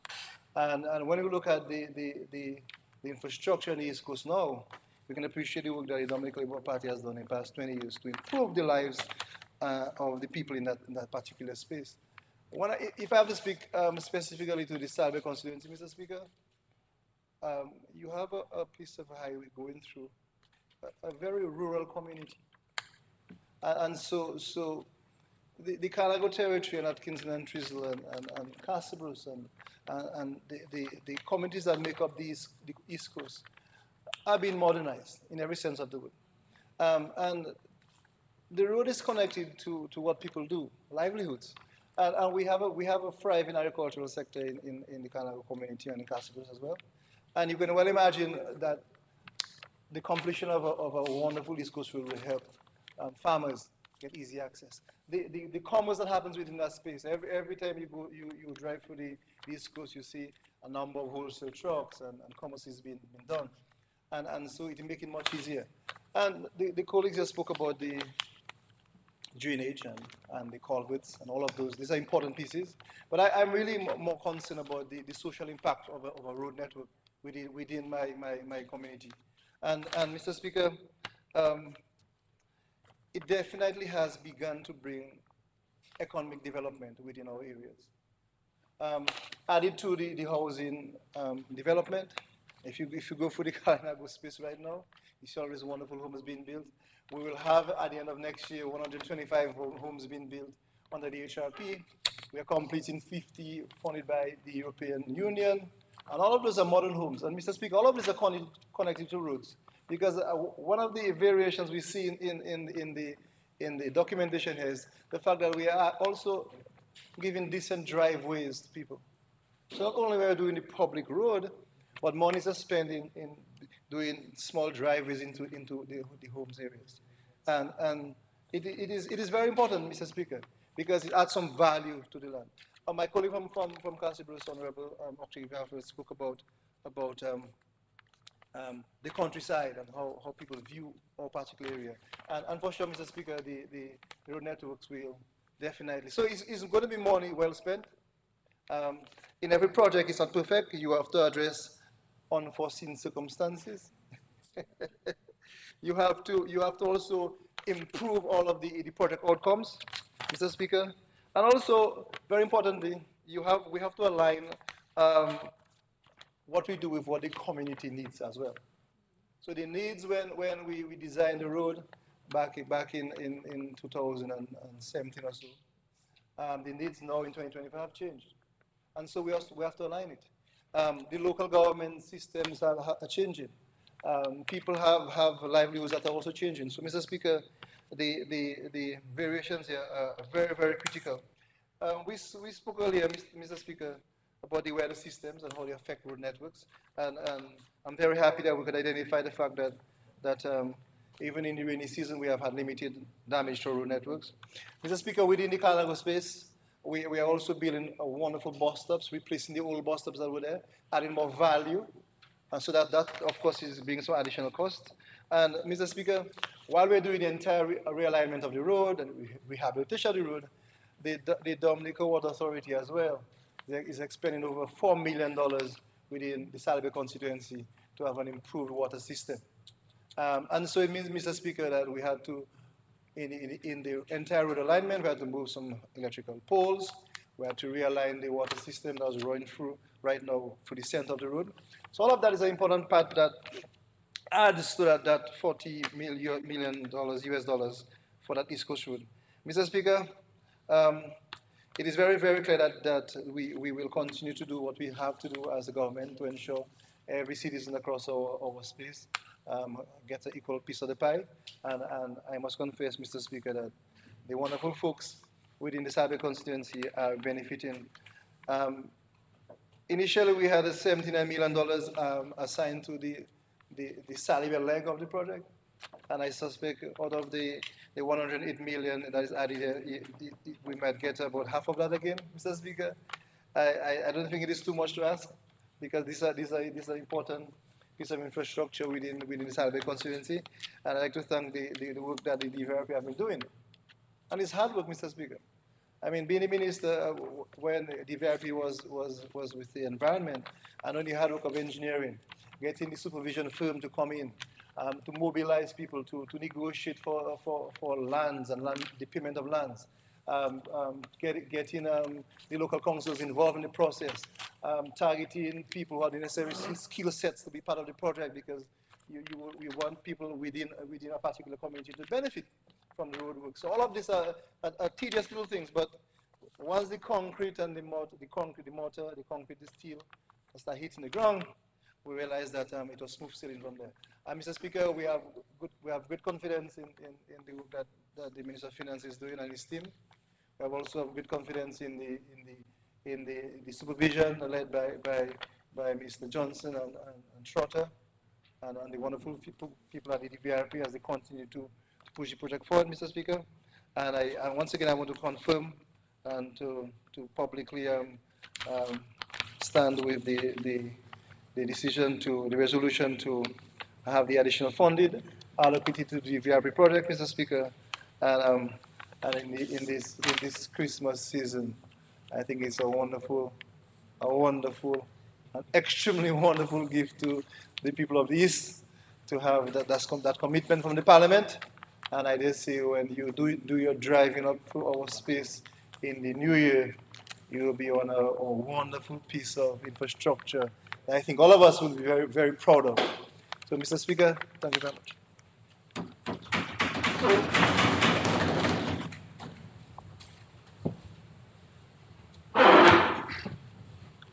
Yes, Honorable Grant. Mr. Speaker, I rise to give my full support to this resolution before this Honorable House this afternoon.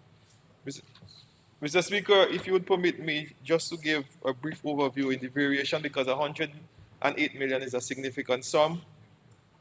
So the original contract for lot 1 of this road, which is 10 kilometers and consisted of 2 bridges, originally we had 6 retaining walls. This increased to 14. The original for that lot, we had 13 culverts. This increased to 74. We had concrete drains, a length of 9.5 kilometers. This increased to 20 kilometers. So we moved, and that's lot 1. So lot 1, Wadiab to Cassie Bruce, increased by $44 million. We have lot 2 from Cassie Bruce to Hatton Garden. Originally, we had 8 retaining walls. This increased to 35. We had a total of 38 culverts. This increased to 92. And the concrete drains, we originally had 22 slipper drains. We had to increase to 22 kilometers of slipper drains, which include box drains. Mr. Speaker, this is a significant sum, but you could see there were a number of variations that had to be done to not only protect the infrastructure, but the persons that live along those communities. Because we protected a number of homes, because we did a lot of retaining walls outside of the scope of the project, Mr. Speaker, but that was all in an effort to protect the property of persons along the road. Mr. Speaker, this means a lot to the cassava farmers of Deepa, the fisher folk of San Sauvé. This also is going to enhance the tourism product in the Kalinago territory because you will see the increased numbers of persons who are visiting, both the tourists and locals, Mr. Speaker. Mr. Speaker, we heard the Member of Parliament for the Cassibus constituency. The drive is much more smoother. The maintenance, wear and tear on your vehicle is less. And I think this is something that the people of Cassibus and the Kalinago territory are proud of.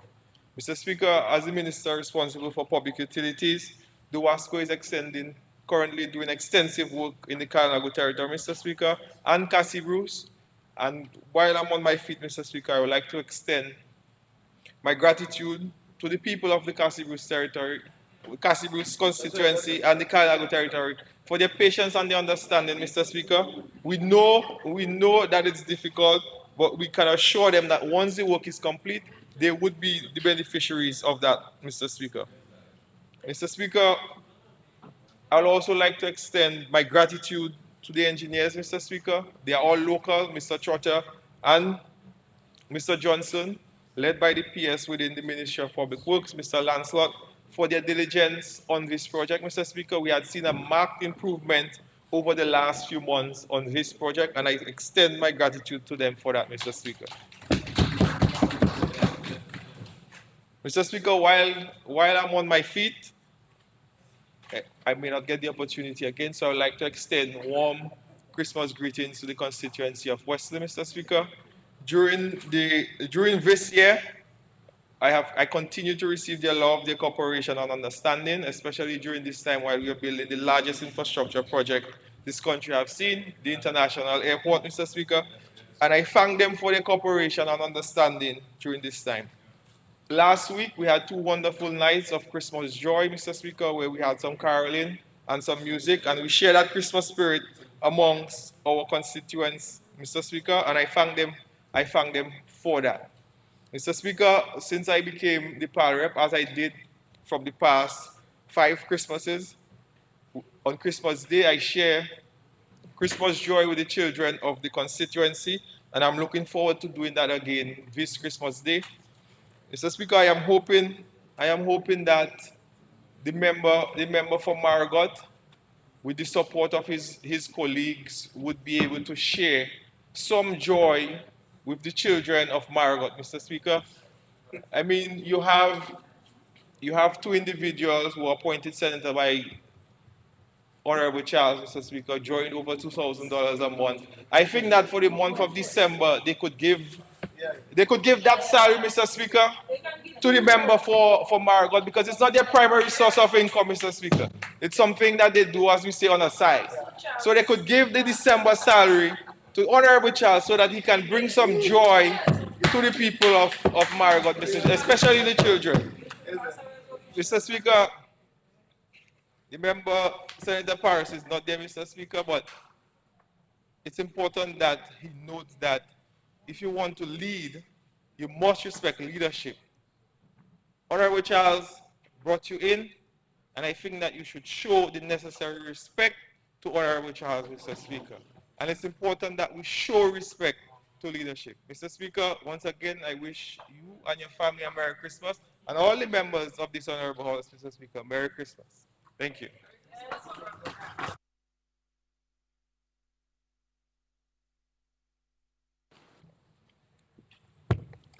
Yes, Honorable Laville, you may proceed. Thank you, Mr. Speaker. I too rise in support of this resolution before us to allow the Honorable Minister for Finance the ability to borrow the amount of 40 million US for the additional cost of rehabilitation works on the East Coast Road project. Mr. Speaker, I will be very brief because I'm bringing a different perspective.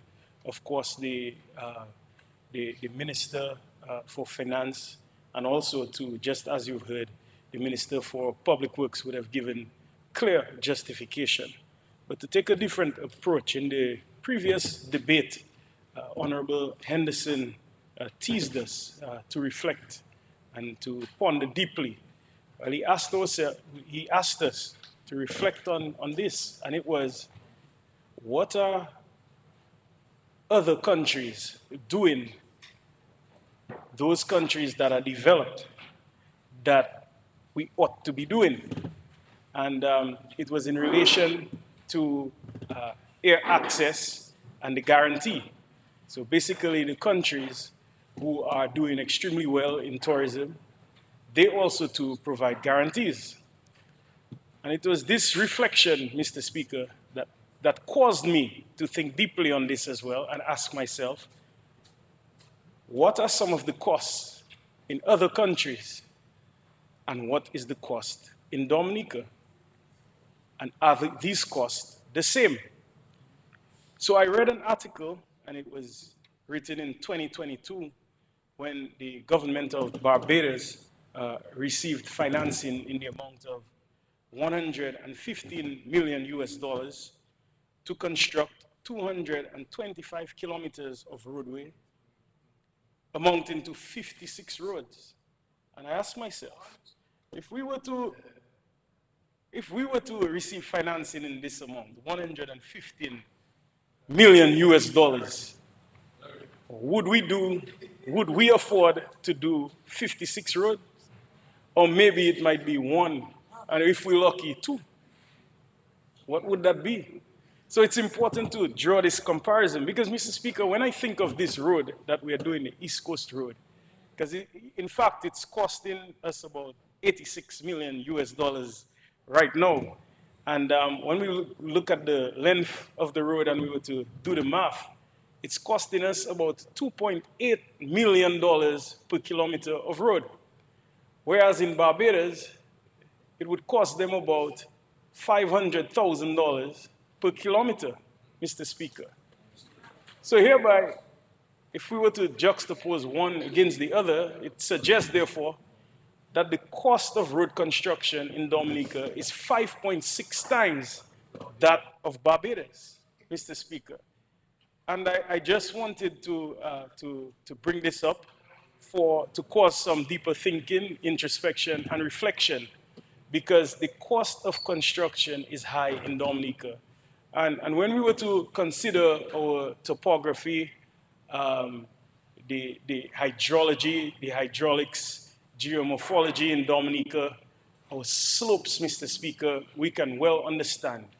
And we must never forget the vulnerabilities that we face and the fact that we have promised our people that we would build in a manner that is more responsible and more resilient. And there's a cost to that.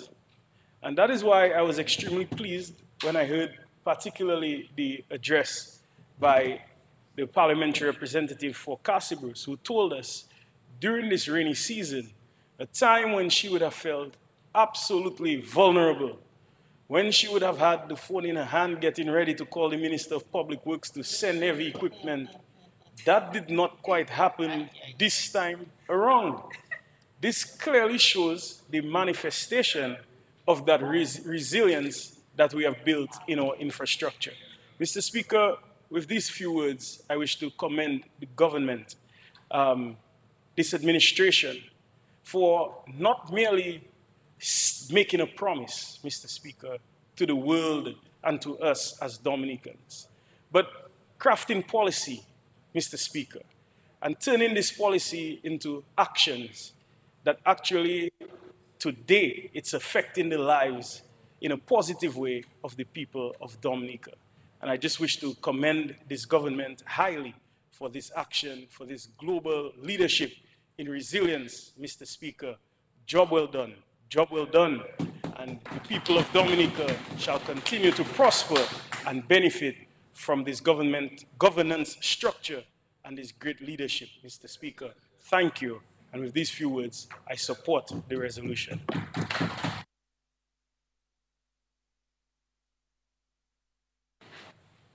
Mr. Speaker, I stand to wind up on the resolution for the $108 million from IDA to complete our DVRP program. No, so International Development Association, the IDA. Mr. Speaker, this is money that is really necessary for us to continue our development program. If you remember, we had CREED, which was the Climate Resilience Execution Agency of Dominica. And under CREED, we have these 6 result areas.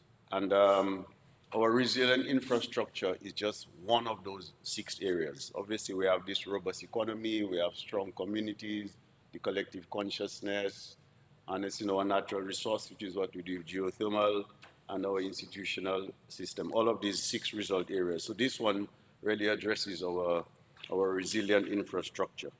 And though it may seem a lot, as the Minister of Public Works said, it's a significant amount, but if you don't have the vision, and if you don't see the bigger picture, you might just want to question that amount. But the point is, it's all about resilience that we're addressing.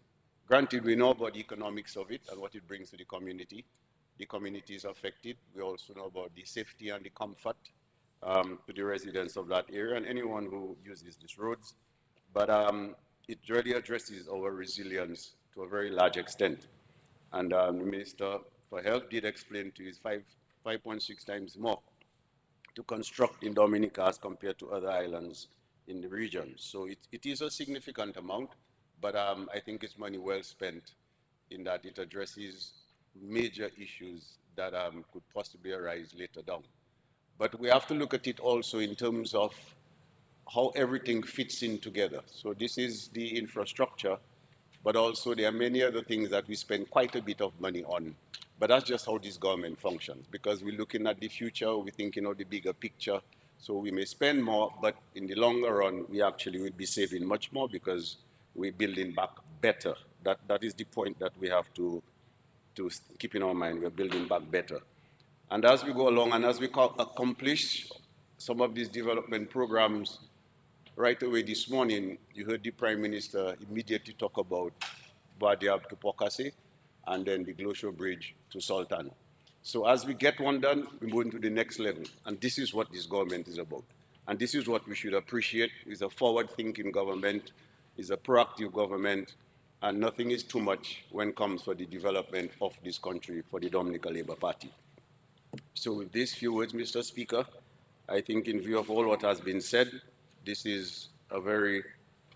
resolution should be supported by everyone, and I have actually no reservations in supporting this resolution, and I'm pleased that all the other speakers will support this resolution as well. Thank you very much, Mr. Speaker. This concludes the debate on the motion. I will now put the question. Be it resolved that in accordance with Section 3.1 of the Loans Act, Chapter 6405 of 1990, revised laws of the Commonwealth of Dominica, this Honorable House authorizes the Minister for Finance to borrow by means of credit from the International Development Association a sum not exceeding 30,100,000 special drawing rights, equivalent to 40 million United States dollars, or 108 million Eastern Caribbean dollars, on the following terms. Interest rate, 0.75% per annum. Commitment charge, 0.5% of 1% per annum. Repayment, 60 semi-annual installment commencing March 15, 2035, and grace period, 10 years. This amount is to be used for the rehabilitation of the road from Bradyab to Hatton Garden, via Cassibus, and the Kalinago territory. Those in favor? Aye. Those against? The ayes have it. The motion has been approved.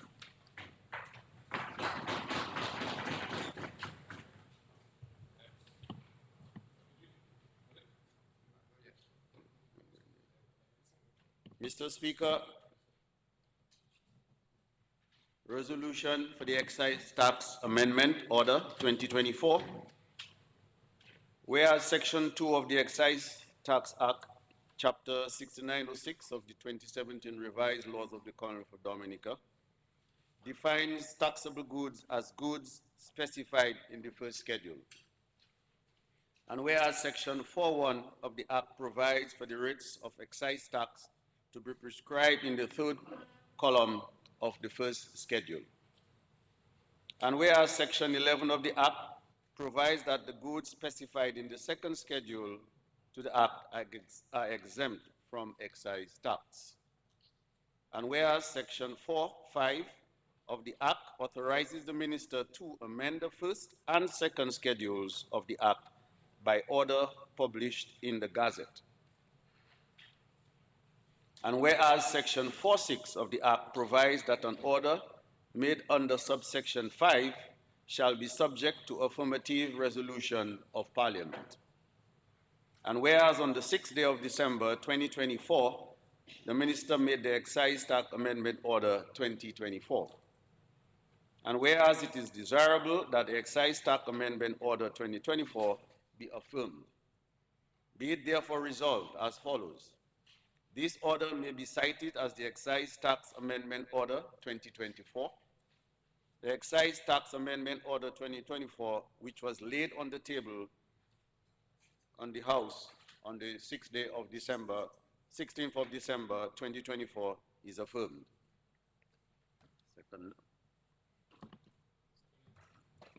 Second the motion.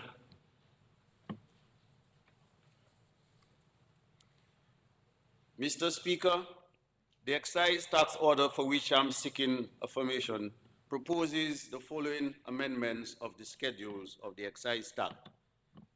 Chapter 6906 of the 2017 Revised Laws of the Commonwealth of Dominica. Firstly, in the 2024-2025 budget address, which was delivered on July 26, 2024, I mentioned the high incidence of non-communicable diseases and the social and economic and financial burden that these NCDs have been placing on our society.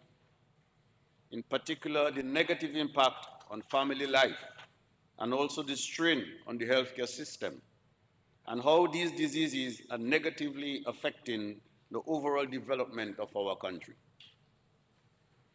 It was during the same address that I mentioned that with effect from September 1, 2024, government would increase the excise tax on sugary drinks by $1 per liter and alcohol and tobacco by 75 cents per liter and 75 cents per liter and per kilogram respectively, with the hope that this increase would help to reduce our consumption of those products and overall encourage the population towards more healthy eating and lifestyles.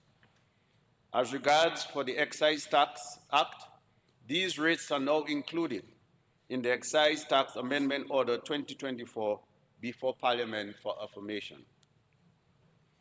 In addition, Mr. Speaker, the order includes a change in the rate of excise tax on diesel classified under Customs Tariff Heading 2710.19.49 from $2.38 per gallon to $3 per gallon. This will bring the tax on diesel in line with that on gasoline. The tax on gasoline has been higher than the tax on diesel since the introduction of the excise tax. This was done at the time of introduction, considering that Domlec used diesel generators to power the grid. Subsequently, government further lowered the excise tax rate on diesel purchased by Domlec in order to reduce the cost of electricity, but the rate of diesel to other customers was not adjusted. This is the adjustment which is being proposed in the order so that consumers of diesel will now pay the same tax per gallon as consumers of gasoline. Mr. Speaker, please permit me to stress here that this increase will not apply to diesel for generation of electricity by a person with output in excess of 15 million kilowatt hours per calendar year, meaning there will be no increase in excise tax on the diesel purchased by Domlec for the generation of electricity. The proposed rate change is to take effect from February 1, 2025.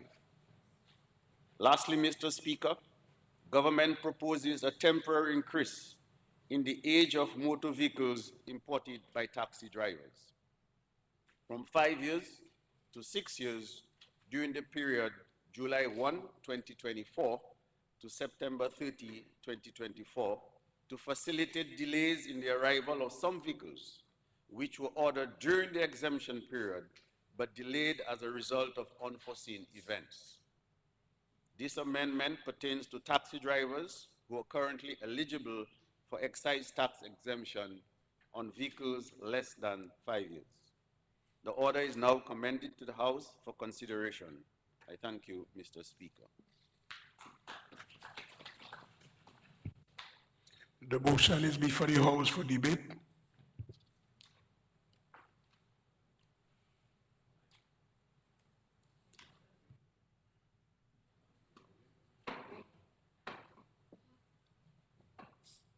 Mr. Speaker, I rise in support of the amendment.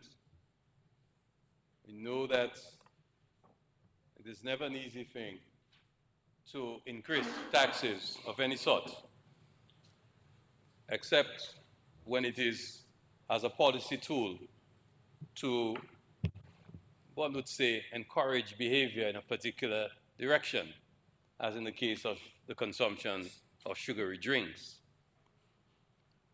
But for me, my focus is on the leveling of the excise tax on diesel to be at par with the excise tax on gasoline. So that's not an easy one, because we all feel the pressure at the pump when the prices go up. Mr. Speaker, since the early 2000s, the government of Dominica decided to create a pass-through system for petroleum pricing. That is to say that the price buildup take into account the price on the world market and removing what used to be a buffer created by the government. Prior to that, the government would collect taxes based on a system that was created such that the prices were set. When the world prices go up, the government would absorb the loss. When it goes down, the government would enjoy the increase in excise or what is collected by the state.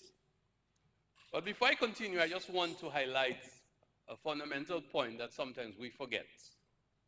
Every time we talk about government collecting taxes, we talk about it as if to say it is for the benefit of those who sit in the cabinet.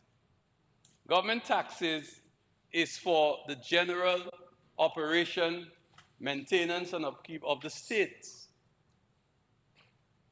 The functioning of the states, even to keep the lights on in this parliament, comes from the taxes that we collect. Just to keep the engine spinning, as it were, is financed by the state, and that has to come from somewhere.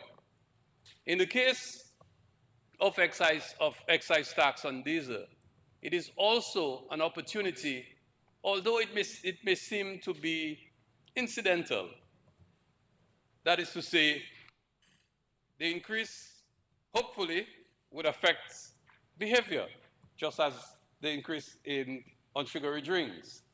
And that should, perhaps, to some extent, and not everywhere, because you still want the buses moving to and through. But personally, we can make some discretionary driving. We can carpool. We need to start talking a different language. And I know every time we talk about increase, so we're afraid to say it because we think people are sassing us. I'm not going to fall for that. Withdrawn. Because we seem to feel as if it is always a bad thing. I mean, an increase, people in Europe, I forgot my actual data set, but people in Europe pay a lot of money for fuel because they are of the view that the consumption of fuel should be something done discretionary, but is something that should be done responsibly.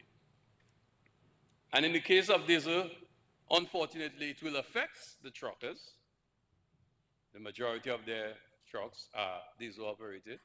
In the construction industry, heavy equipment, diesel operated.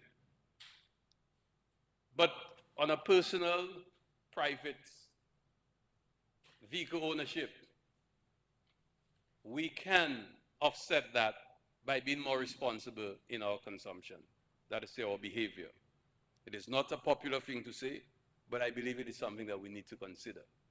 So, Mr. Speaker, it gives me no joy in supporting this item of the amendment of the excise tax. But I think it is something that is also necessary for the state to more seamlessly collect excise, collect revenue on the purchase of fuel, gasoline, and diesel. And as was said, it is not going to affect DOMLEC because it's a different regime. The price build-up and the way we set it up from the Ministry of Trade is different for DOMLEC as for the rest of us. So it still protects the consumers, of course, to a certain extent, to a great extent, of electricity, to a great extent. And I look forward to the day when we will get rid of the generation of electricity by the use of diesel. When we transform and move into geothermal generated power. It is also my wish that sometime in the not too distant future, we will not even be concerned about diesel or gasoline operated vehicles as we move to more electric vehicles. And I also want to urge us, those of us who have to buy vehicles, to consider hybrid vehicles. No, I wasn't telling you to buy an electric vehicle, Minister. I wouldn't do you that because you might forget to charge it. Next thing your battery die, you stop on the road. Somebody can run a cable and give you a charge. So I wouldn't suggest that for you. But a hybrid might be the solution.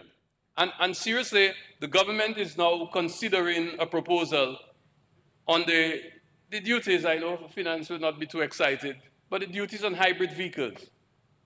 A hybrid vehicle could give you an extended mileage on your gasoline or your diesel. And that is where we need to be heading. I think we need to start looking forward and less in the rearview mirror, but more in the windshield. Because it is a forward moving system. We have to start thinking about this thing, and this could be perhaps an incentive for us to do the switch to hybrid. And I know that when you go online and buy your vehicles in Japan, there is also a hybrid option. It's a little more, but it gives you, for the operation of that vehicle, much more benefit, so you will enjoy the savings that you can realize, especially if it's a plug-in hybrid that can give you an amazing mileage, about 100 kilometers on one gallon. So that is something that we're hoping we can encourage, and this would be an incentive. This would be an incentive for us to move towards encouraging that. Finally, Mr. Speaker, this is coming at a fortuitous time because we've seen within the global petroleum business that prices have been pretty stable over the last several months. And now we are entered into the winter months. We are expecting the prices to remain stable, and that will again make it easier for us to absorb that increase. Now, I know it won't affect most of us around the table because most of you drive in your gasoline vehicle, except for where some people have new diesel, vehicles. So, so they will. I know they're not happy with me, but but seriously, I think it is an opportunity for us to start thinking of the future and how this can be done. But like I said, we're fortunate because this was a decision I was taken months ago. We decided to stay it because we felt that we should allow the summer months to pass when we normally see the peak in the price of petroleum products globally. And this is now a time to help us to adjust, as we will not feel the impact as we would have if it was at a different time of the year. So, Mr. Speaker, I support the resolution. Thank you.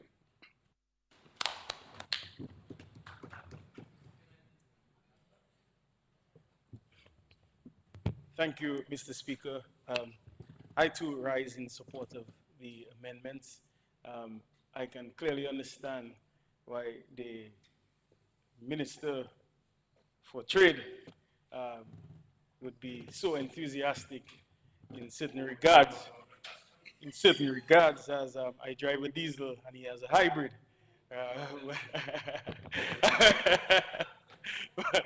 But I would imagine this is in line with his pursuits towards renewable energy for all of us here in Dominica. So, I commend him for that push. But Mr. Speaker, I rise particularly to speak of the health components with these amendments, Mr. Speaker. And there are many determinants of healthcare. There are some that we can change, and there are some that we can't. So in terms of the aspects related to your genes, nature, Mr. Speaker, your physical attributes, there are many things that you can't change. However, there are many social determinants of health, Mr. Speaker, that we must pay attention to. And that is how we grow, how we live, where we work, what we do, how we behave, the choices that we make, Mr. Speaker. Many of those are related to these social determinants of health. And of course, it affects our healthcare outcomes. So, Mr. Speaker, today, what we have putting forward here, Mr. Speaker, is an increase in the excise taxes as it relates to sugary drinks, tobacco, and alcohol. And I just wish to, through you, Mr. Speaker, tell the nation that these amendments are certainly not unusual. This is done throughout the world. For example, This has been adopted successfully in Mexico, where we are seeing the changes in the behavioral patterns of consumers. We are also seeing it in the United States, in Berkeley, California, where it is proven that the decision to increase taxes affects the behavior of consumers. And that is what we hope to achieve here in terms of making healthier choices for people.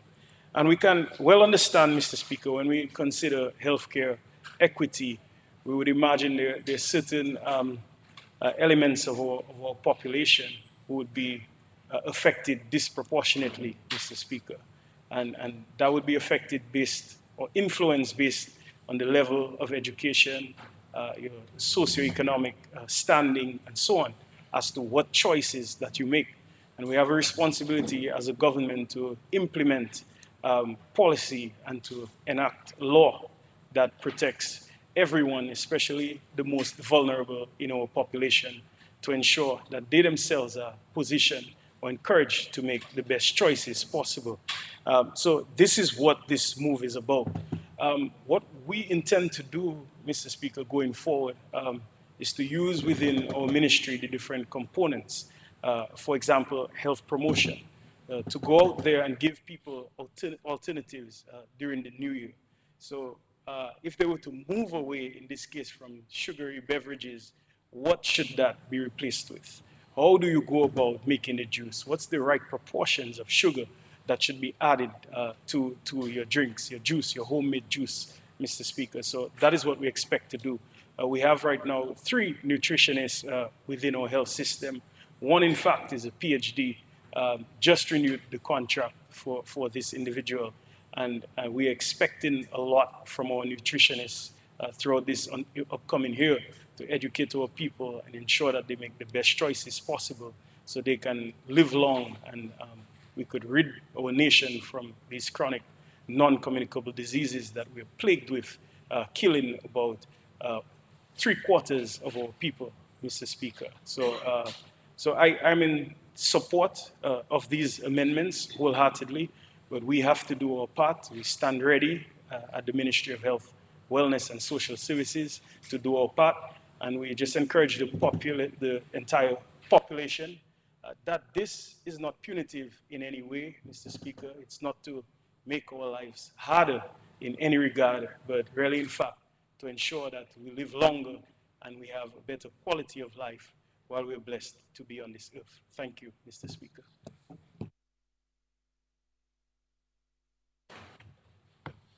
Yep. Mr. Speaker, Yes. thank you very much. I mean, the reality is, Mr. Speaker, it is really, this matter is really trying to find a balancing act. We know people love your drinks. There are people who love your Coke and your Sprite. And there are people who use these sugary drinks as a source of energy. Then there may be people like me who don't drink but who buy a lot of alcoholic beverages. Because there is some who don't drink and there's some who drink. There's some who don't like to drink and there's some who love to drink. There are some who don't smoke, but there are some who love a cigar after a meal. And we have to respect that. So, I mean, I'm dealing with things in a practical way, Mr. Speaker. But the reality is, the entire international health system is grappling with health issues. Grappling. And whenever the WHO meets, whenever PAHO meets, the Pan American Health Organization meets, that is central to the consideration. What kind of policies and programs we can put in place in our respective countries to help fight the prevalence of chronic non-communicable diseases in particular. Because that is a major strain on the health, wellness, and wealth of nations. Because it is a huge cost to treat people who would have contracted the disease. And the cost is largely because, Mr. Speaker, is a recurrent thing. You can't cure. So it's recurrent treatment.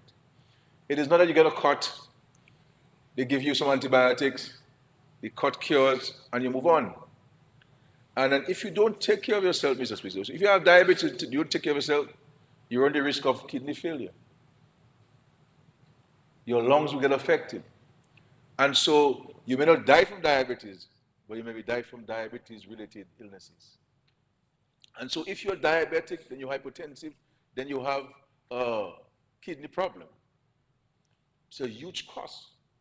And I have had the misfortune, Mr. Speaker, of interacting with scores of Dominicans on health issues.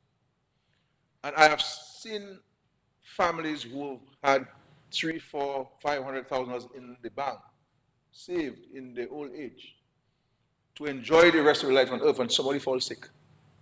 And they're moved to literally almost nothing in the banks. Because healthcare, the world over, is prohibitive. It's prohibitive.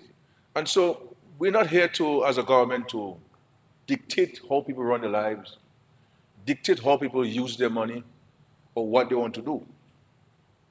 But we have an obligation as a government, as a country, to protect the citizens and to poke the citizens to reflecting on the decisions that they make and the choices that they make with regards to their consumption. So we're not here to say, well, don't take sugar, or don't eat an ice cream, or don't eat up a cake, or don't take a drink, or don't smoke a cigarette if you want to smoke a cigarette.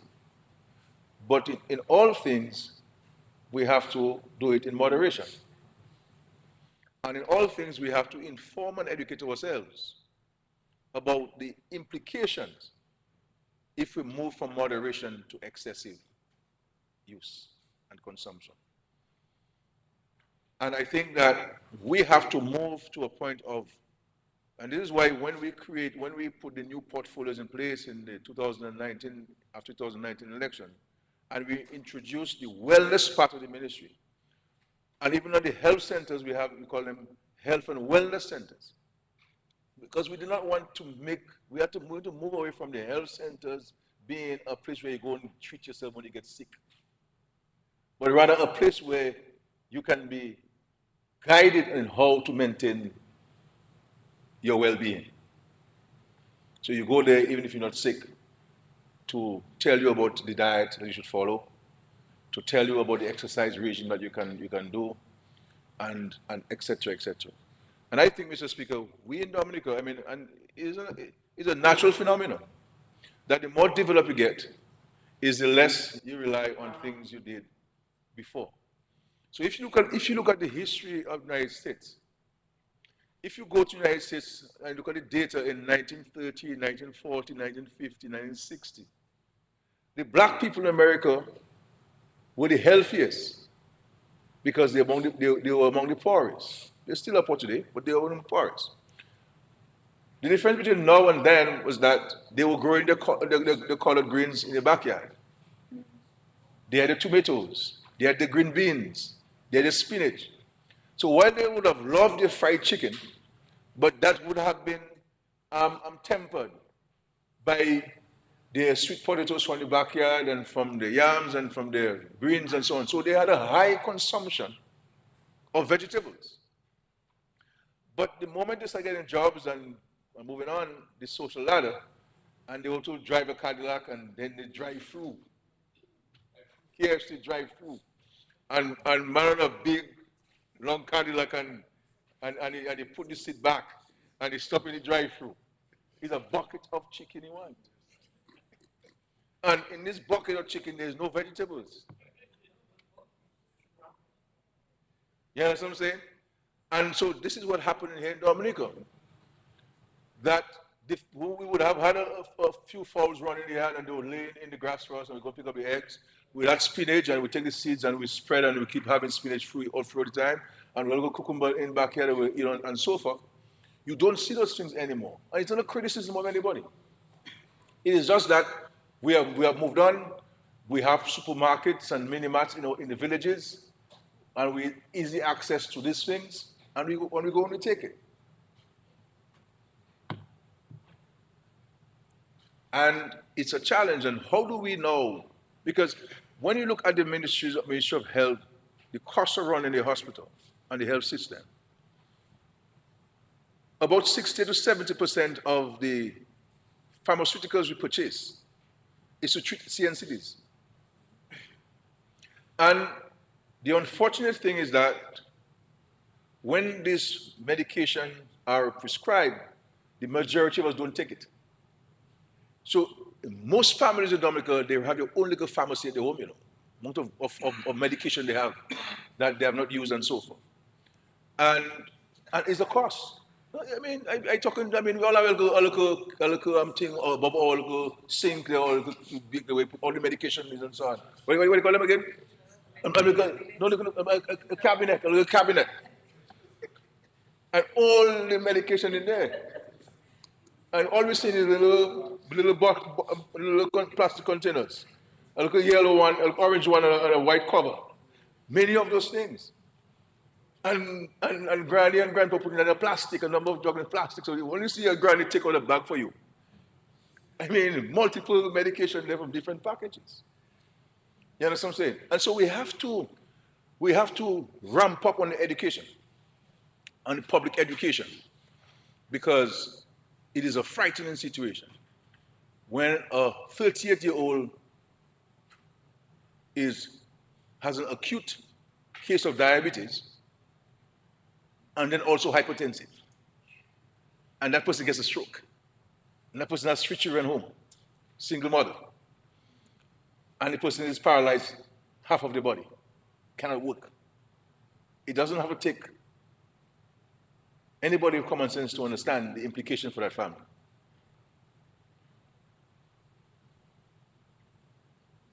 And the more of us who are sick is the more pressure it places on the health system. So the health system now is no longer primary health care. It is secondary and tertiary. Because everybody who is sick has to go to the hospital. So the hospital that's supposed to be dealing with 30% of the sickness in the country has to deal with 100% now.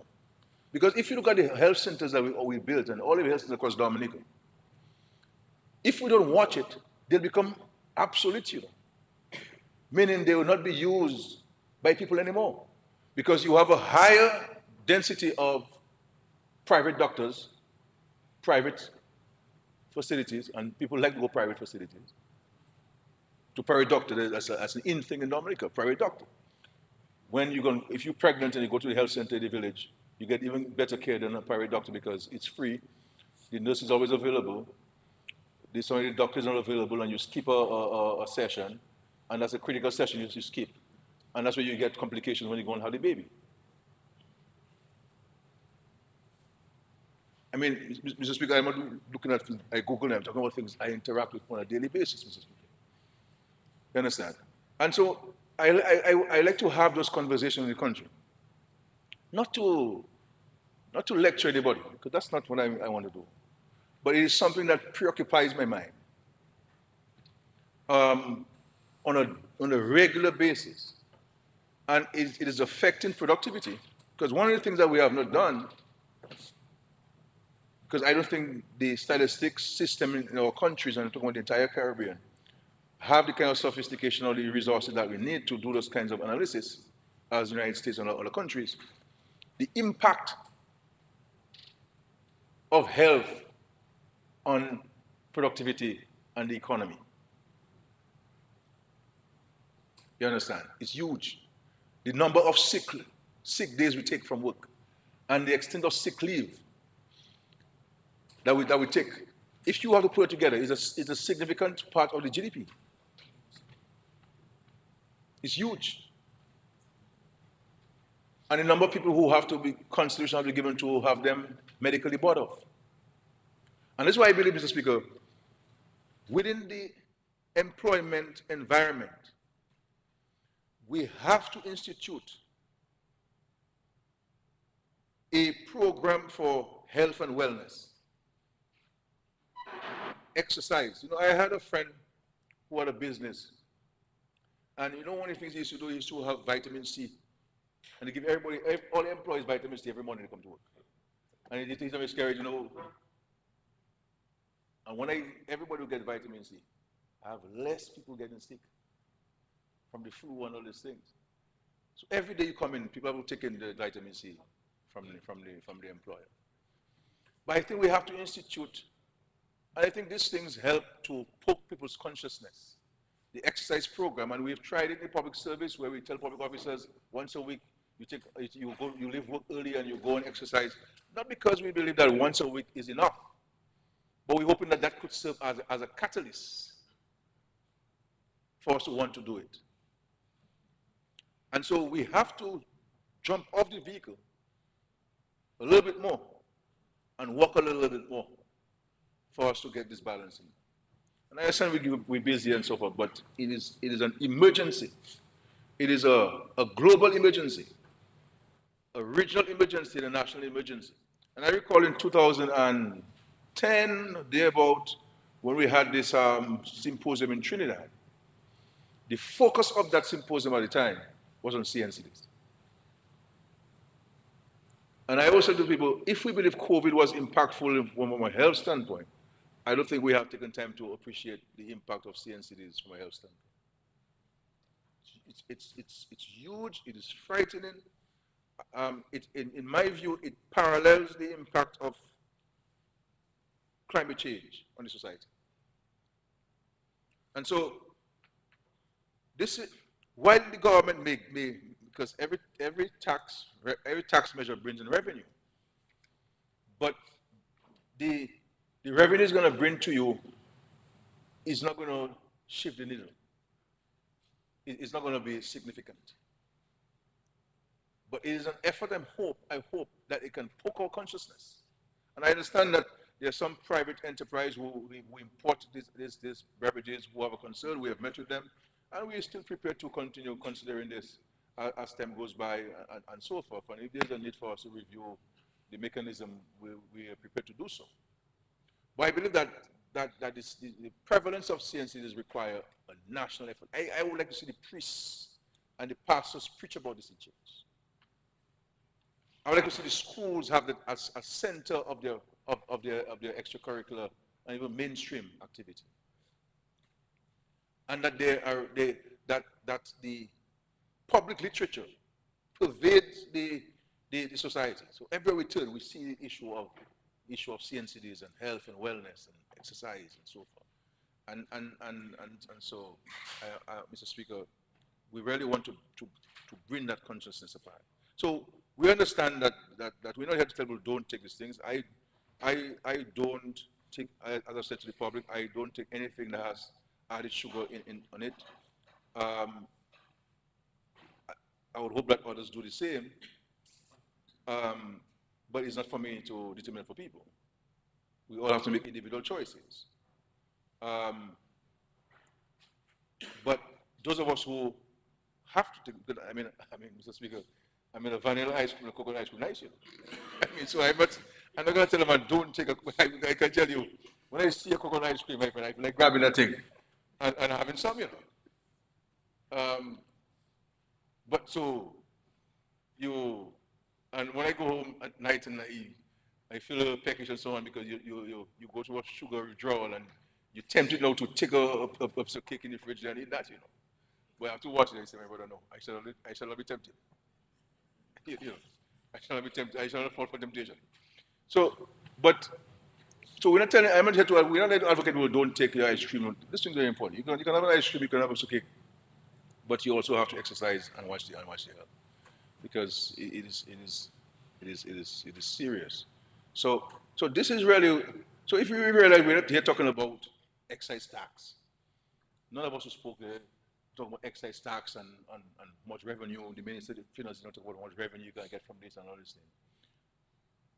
This is an opportunity for us now to poke the consciousness. Obviously, we in the Ministry of Health have to do more, as the Minister has articulated some education stuff, but it's not the Ministry of Health alone. The Ministry of Health is not going to address that issue. This has to be a concerted, systemic, national effort. All of us have to play our part.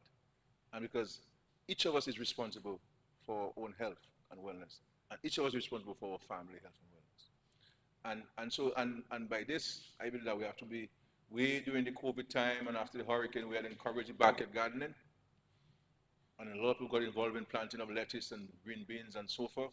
Something we have to go back to. You know, we don't need to put all our backyard in concrete. You can leave a space. And if you have no space, then we can use the old fridge rather than throwing it and the old basin and the old stove, and we can use it to grow our food in the back and the old tires and so forth, that we can fill it with soil and do different things, etc., etc., etc. Vertical agriculture and so on. You can put things on our walls and our stuff, and on our veranda, the railings of our veranda and so on. Get the pots and put the stuff, and so we can get that balanced diet and so forth. And so I'm sorry, Mr. Speaker, for speaking so long on this matter. But when I get going on this matter, I don't want to stop, because it is a huge preoccupation of mine. And as you know, for several years now, I've been on that crusade and that mission to highlight this to people. Highlight this because it is serious. And this is why those of us who prepare food for people to sell, let's be careful. The coconut water is good for people. It's refreshing. As a matter of fact, back in the days, Mr. Speaker, they use it as IV, you know, as drips, as we call it. So it has some properties. The young coconuts, the sailors used it. You guys don't read any history, man. What? You guys have read your history, man. Yeah, you used to use it as a stuff. But what is happening now in the Caribbean, Dominica included? They're adding sugar to this stuff. They're adding sugar to coconut water. And so somebody now who has diabetes, believing that they're walking in town, they want to drink a little coconut water to refresh themselves, and then your sugar spikes. Your sugar spikes. So I'm saying, let us not get into this practice.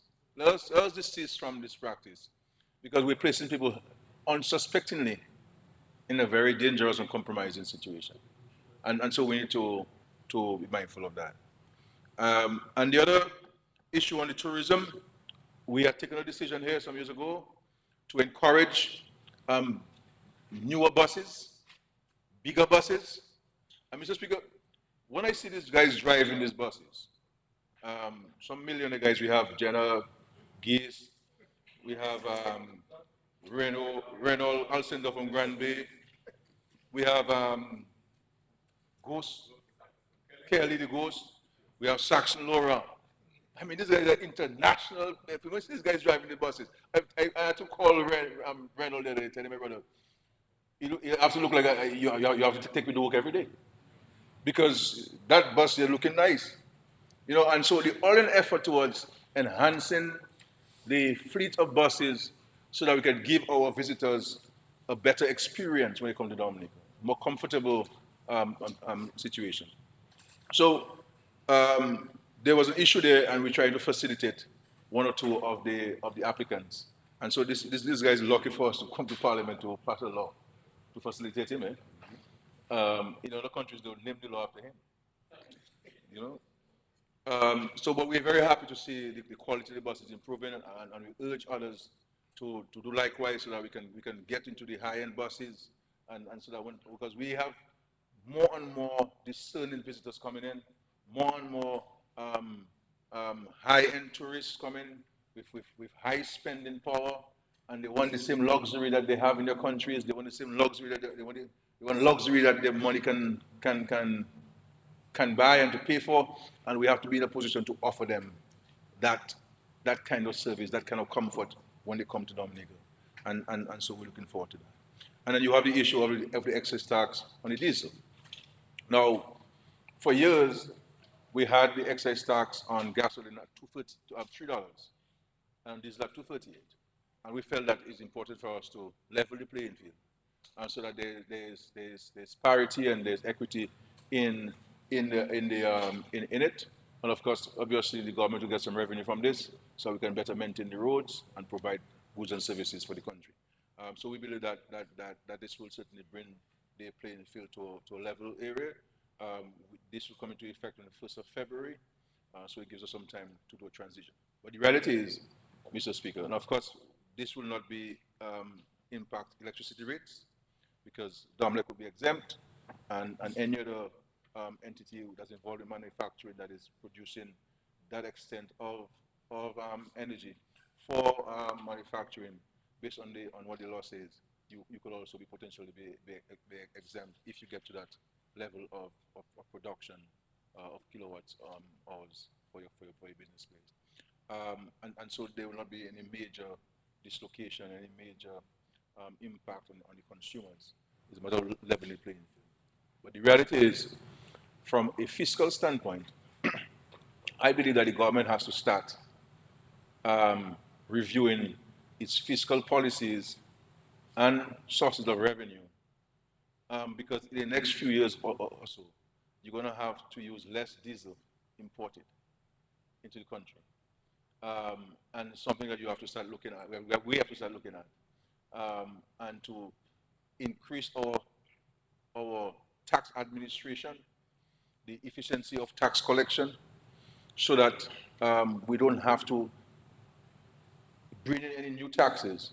But if we capitalize on the existing ones and improve on the management, use technology to manage the tax system better rather than the people we're still heavily depending on, I believe that we can address those challenges, Mr. Speaker, and so on. So, all in all, I support the measures there. I think they're necessary at this time, and we look forward to them having a positive impact on the society. Thank you, Mr. Speaker.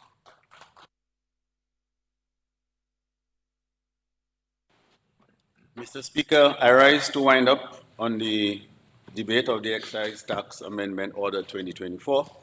I think all the salient points have been mentioned before by the former speakers, which is that it won't affect the diesel, the excise tax on diesel for production of, for DOMLEC, besides leveling the playing field for both gas vehicles and for diesel vehicles from $2.38 to $3. Apart from that, in terms of the age of the vehicles, from 5 years to 6 years, we should also address developing and improving our tourism product in terms of the buses being used. And for the sugary drinks, the main issue was really to send a message to the public. And this is a government that leads from the front. This is why we've taken this initiative, so that the public can join us in this fight against the chronic non-communicable diseases. The different implications from a social aspect and the loss of productivity as well has been highlighted in the former speakers. So, Mr. Speaker, I think all the points have been mentioned before, and it would seem wise for us to adopt this resolution. Thank you very much, Mr. Speaker. This concludes the debate on the motion. I will now put the question. Be it therefore resolved as follows. 1. This order may be cited at the Excise Tax Amendment Order 2024. 2. The Excise Tax Amendment Order 2024, which was laid on the table of the House on 16th day of December 2024, is affirmed. Those in favor? Those against? The ayes have it. The motion has been affirmed.